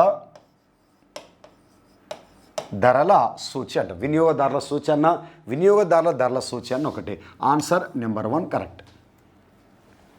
నెక్స్ట్, గోల్డెన్ షేక్ హ్యాండ్ పథకం అదనపు సిబ్బందిని తొలగించడానికి 1998లో కేంద్ర ప్రభుత్వము ప్రభుత్వ రంగ సంస్కరణలో భాగముగా స్వచ్ఛంద పదవి విరామణ పథకాన్ని ప్రవేశపెట్టారు. దీనికి మరొక పేరు స్వచ్ఛంద పదవి విరామణ పథకం అని పిలవచ్చు. నెక్స్ట్, ఆదాయ అసమానత తొలగించుటకు ఉపయోగపడే పన్ను పురోగామి పన్ను. ఎక్కువ ఆదాయ వర్గాలపైన ఎక్కువ పన్ను, తక్కువ ఆదాయ వర్గాలపైన తక్కువ పన్ను విధిస్తుంది. ఆదాయ అసమానత తగ్గించే, ఆదాయ అసమానతలు ఎప్పుడు పెడితే ఎక్కువ ఆదాయ వర్గాలపైన తక్కువ పన్ను, తక్కువ ఆదాయ వర్గాల ఎక్కువ పన్ను. ఆదాయం ఎక్కువ ఉంటే ఎక్కువ పన్ను, తక్కువ ఉంటే తక్కువ పన్ను. ఉదాహరణకి ఇన్కమ్ ట్యాక్స్. పురోగామి పన్ను, ప్రోగ్రెసివ్ ట్యాక్స్. నెక్స్ట్, ప్రస్తుతం లైసెన్సింగ్ నిబంధనలు కలిగిన సంస్థలు. ప్రస్తుతం 5 రకాల పరిశ్రమలు పోను మిగతా పరిశ్రమలన్నింటికీ లైసెన్స్ విధానం తొలగించారు. ఆయుధాలు తయారు చేయాలంటే లైసెన్స్ కావాలి. ఆల్కహాల్ ఉత్పత్తులకు లైసెన్స్ కావాలి. పొగాకు సమచ ఉత్పత్తులు లైసెన్స్ కావాలి. హానికరమైన రసాయనాలు, ప్రేలుడు పదార్థాలు, ఈ 5 రకాల పరిశ్రమలు పోను మిగతా పరిశ్రమలన్నింటికీ లైసెన్స్ విధానాన్ని రద్దు చేశారు. ఆన్సర్ ఇది. నెక్స్ట్, ఏ గ్రామీణ విభాగము భారత్ నిర్మాణ్ యోజన పథకములో కలిసి లేదట? అంటే భారత్ నిర్మాణ్ గ్రామీణ విభాగమైన భారత్ నిర్మాణ్ యోజనలో లేనిది. భారత్ నిర్మాణ్ పథకాన్ని 2005లో దీన్ని ప్రారంభించారు. దీని ప్రధాన ఉద్దేశమే గ్రామీణ ప్రాంతంలో 6 రకాల మౌలిక వసతులు కల్పించడం. దీనికి రైట్ అనే పదము గుర్తుంచుకోవాలి. వాటర్ గ్రామీణ త్రాగునీరు, ఆర్ అంటే గ్రామీణ రహదారులు, ఐ అంటే ఇరిగేషన్ గ్రామీణ సాగునీరు, జెన్కో అంటే విద్యుత్ గ్రామీణ విద్యుత్, హెచ్ అంటే గ్రామీణ హౌసింగ్ గృహవసతి, టీ అంటే గ్రామీణ టెలిఫోన్ సౌకర్యాలు. నీటిపారుదల ఉంది, నీటిపారుదల నీటి సరఫరా అన్నాడు. టెలిఫోన్ సౌకర్యం, విద్య అనేది మనకు లేదు, విద్య అనేది లేదు మనకు. ఇరిగేషన్ అనేది మనకు కనిపిస్తుంది కానీ విద్య అనే అంశం అనేది ఎక్కడ కూడా మనకు లేదు. కాబట్టి భారత్ నిర్మాణంలో కలిసి లేనిదంటే ఎడ్యుకేషన్ అనేది కలిసి లేదు. కాబట్టి ఆన్సర్ ఏమవుతుందంటే 3వది ఆన్సర్ అనేది మనకు కరెక్ట్. కన్ఫ్యూజ్ చేయడానికి నీటిపారుదల నీటి సరఫరా రెండు కూడా ఒకటే. మనకి ఏంటంటే విద్య అనేది దీంట్లో లేదు. వాటరు, రోడ్డు, ఇరిగేషను, అదేవిధంగా జెన్కో, హౌసింగ్, టెలిఫోన్ ఉంది కానీ ఎడ్యుకేషన్ అనేది ఎక్కడ కూడా మనకు లేదు. నెక్స్ట్, సమ్మిళిత వృద్ధి సత్వర ప్రగతి అనేది ఏ ప్రణాళికకు సంబంధించింది? 11వ ప్రణాళిక ముఖ్యముగా అన్ని రంగాలు, అన్ని వర్గాలు, అన్ని ప్రాంతాలను దృష్టిలో పెట్టుకొని అభివృద్ధి సాధించడమే ఇన్క్లూజివ్ గ్రోత్ అంటాం. 12వ ప్రణాళికనము వేగవంతమైన సమ్మిళిత వృద్ధి సత్వర ప్రగతి. సమ్మిళిత వృద్ధి సత్వర ప్రగతికి ప్రాధాన్యత ఇచ్చిన ప్రణాళిక ఏంటంటే 11th ప్లాన్. నెక్స్ట్, నీతి ఆయోగ్ నడుపుతున్న వెబ్సైట్ క్రింది వాటిలో ఏది అంటాడు?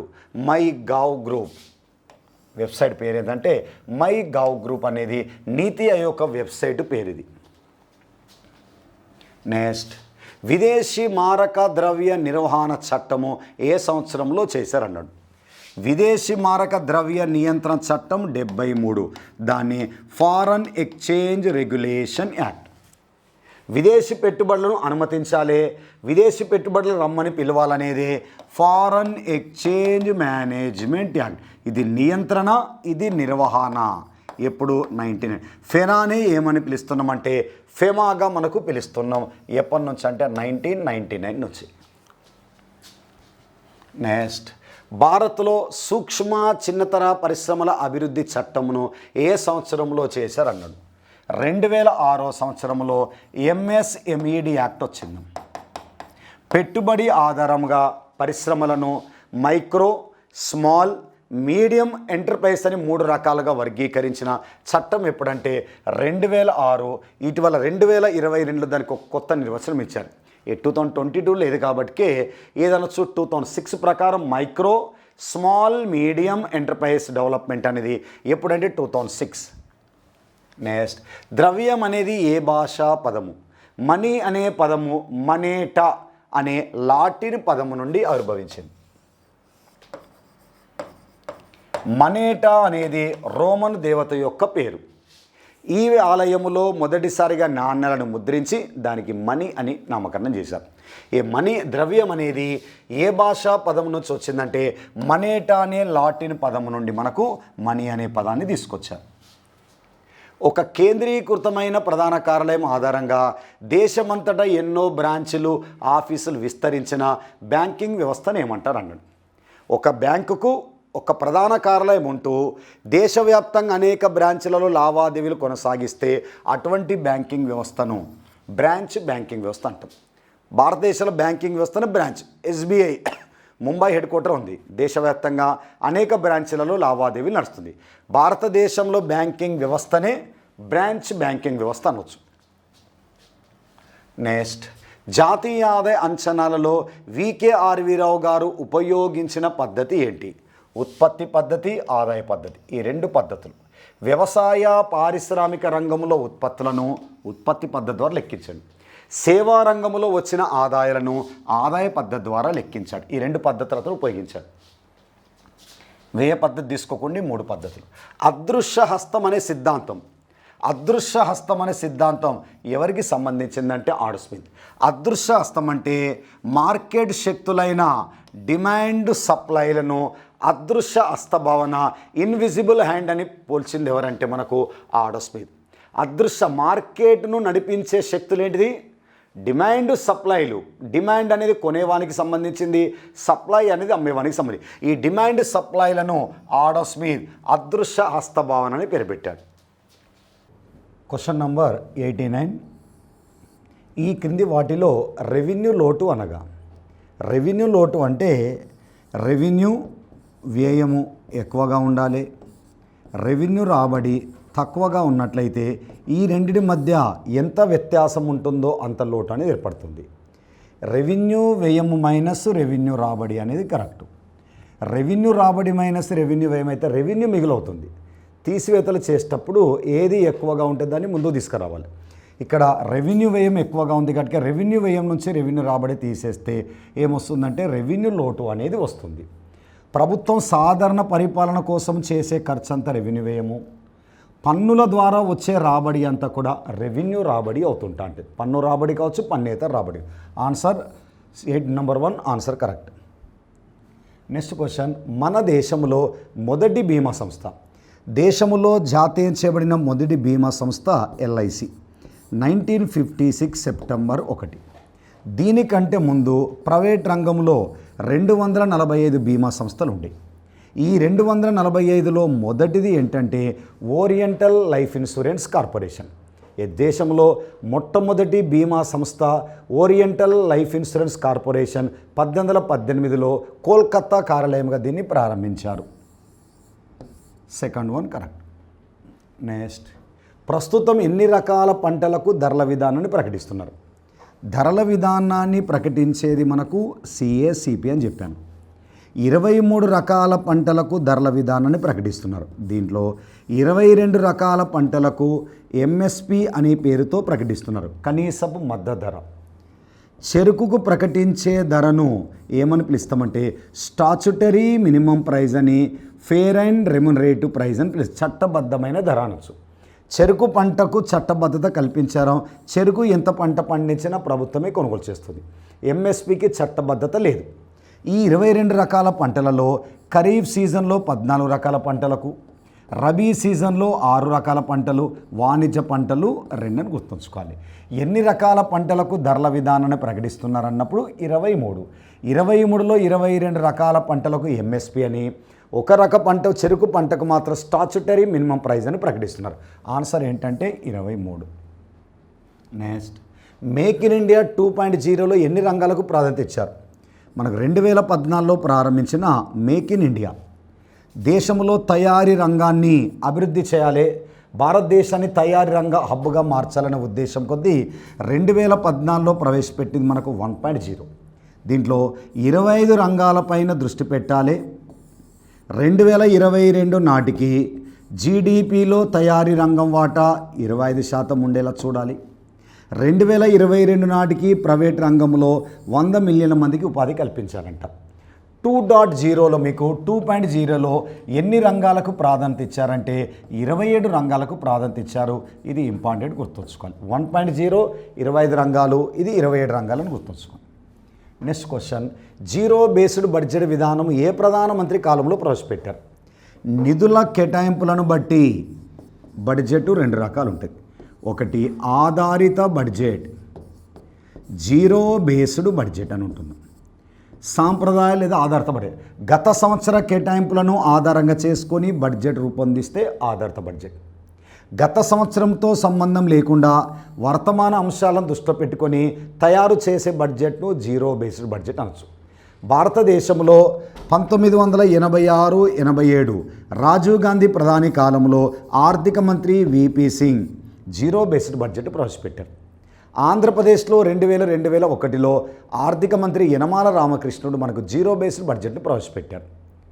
అమెరికా దేశంలోని జార్జియా రాష్ట్రంలో ఒక ప్రైవేట్ కంపెనీలో పీటర్ ఫైర్ అనే ఆర్థికవేత్త జీరో బేస్డ్ బడ్జెట్ ప్రవేశపెట్టాడు. కేంద్రంలో కానీ రాష్ట్రంలో కానీ ఆశించిన ఫలితం రాకపోవడం వల్ల దీన్ని ప్రవేశపెడతలేరు. అంటే గత సంవత్సరం ఒక పథకానికి ఎన్ని కోట్లు కేటాయించారు చూడరు. అవసరం అనుకుంటే ఎక్కువ కేటాయించవచ్చు, లేకపోతే తక్కువ కేటాయించవచ్చు. గత సంవత్సరంతో సంబంధం లేకుండా వర్తమాన అంశాలను దృష్టిలో పెట్టుకొని తయారు చేసే బడ్జెట్ జీరో బేస్డ్ బడ్జెట్. ఏ ప్రధాని కాలంలో అంటే రాజీవ్ గాంధీ ప్రధాని కాలంలో ఆర్థిక మంత్రి VP సింగ్ 86-87లో మనకు జీరో బేస్డ్ బడ్జెట్ను ఇంట్రొడ్యూస్ చేశారు. నెక్స్ట్ డెమోగ్రఫిక్ డివిడెంట్ అంటే ఏంటన్నాడు. డెమోగ్రఫిక్ డివిడెంట్ అనే పదాన్ని డేవిడ్ బ్లూమ్ అనే ఆర్థికవేత్త దీన్ని ఉపయోగించాడు. డేవిడ్ బ్లూమ్ ఆర్థికవేత్త దీన్ని ఉపయోగించాడు. డెమోగ్రఫిక్ డివిడెంట్ అంటే జనాభాను 3 రకాలుగా వర్గీకరించడం. 0 to 15 లోపు, 15 నుంచి 65 సంవత్సరాలు, 65 సంవత్సరాలు దాటిన తర్వాత. పని చేయని వారికంటే పని చేసే వయసు వారు ఏ దేశంలో అయితే ఎక్కువగా ఉంటారో ఆ జనాభా వలన ఒక దేశానికి ప్రయోజనకరం. ఇక్కడ డెమోగ్రఫిక్ డివిడెంట్ అంటే పని చేసే వయసు ఉన్న జనాభా ఎంత అంటే 15 నుంచి 65.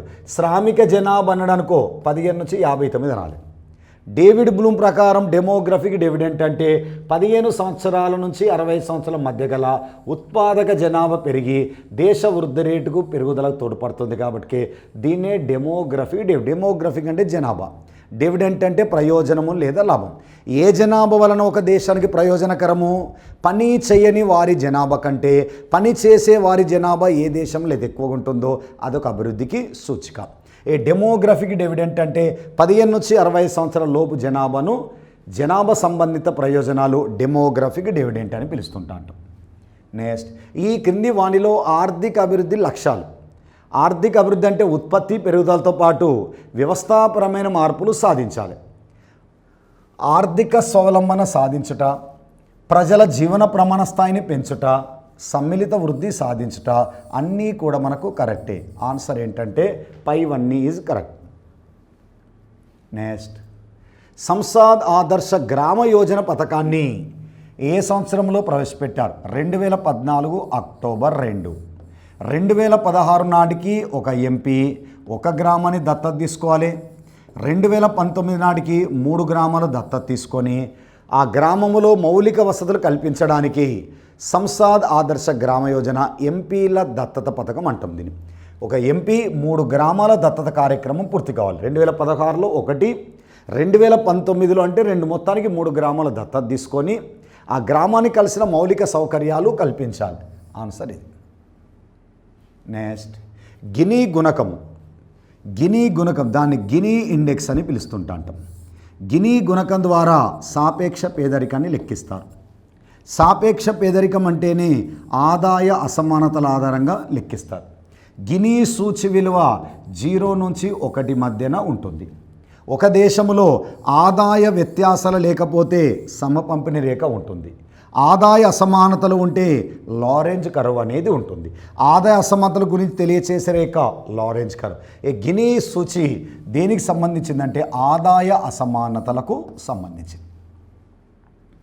నెక్స్ట్ 1982 జూలై 12న జాతీయ వ్యవసాయ గ్రామీణాభివృద్ధి బ్యాంకును ఏ కమిటీ సిఫార్సు మేరకు ఏర్పాటు చేశారు?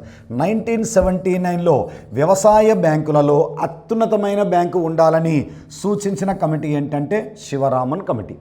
శివరామన్ కమిటీ సూచనల మేరకే 1982 జూలై 12న ముంబై ప్రధాన కార్యాలయంగా మనకు national bank for agriculture and rural డెవలప్మెంట్ని ఏర్పాటు చేశారు.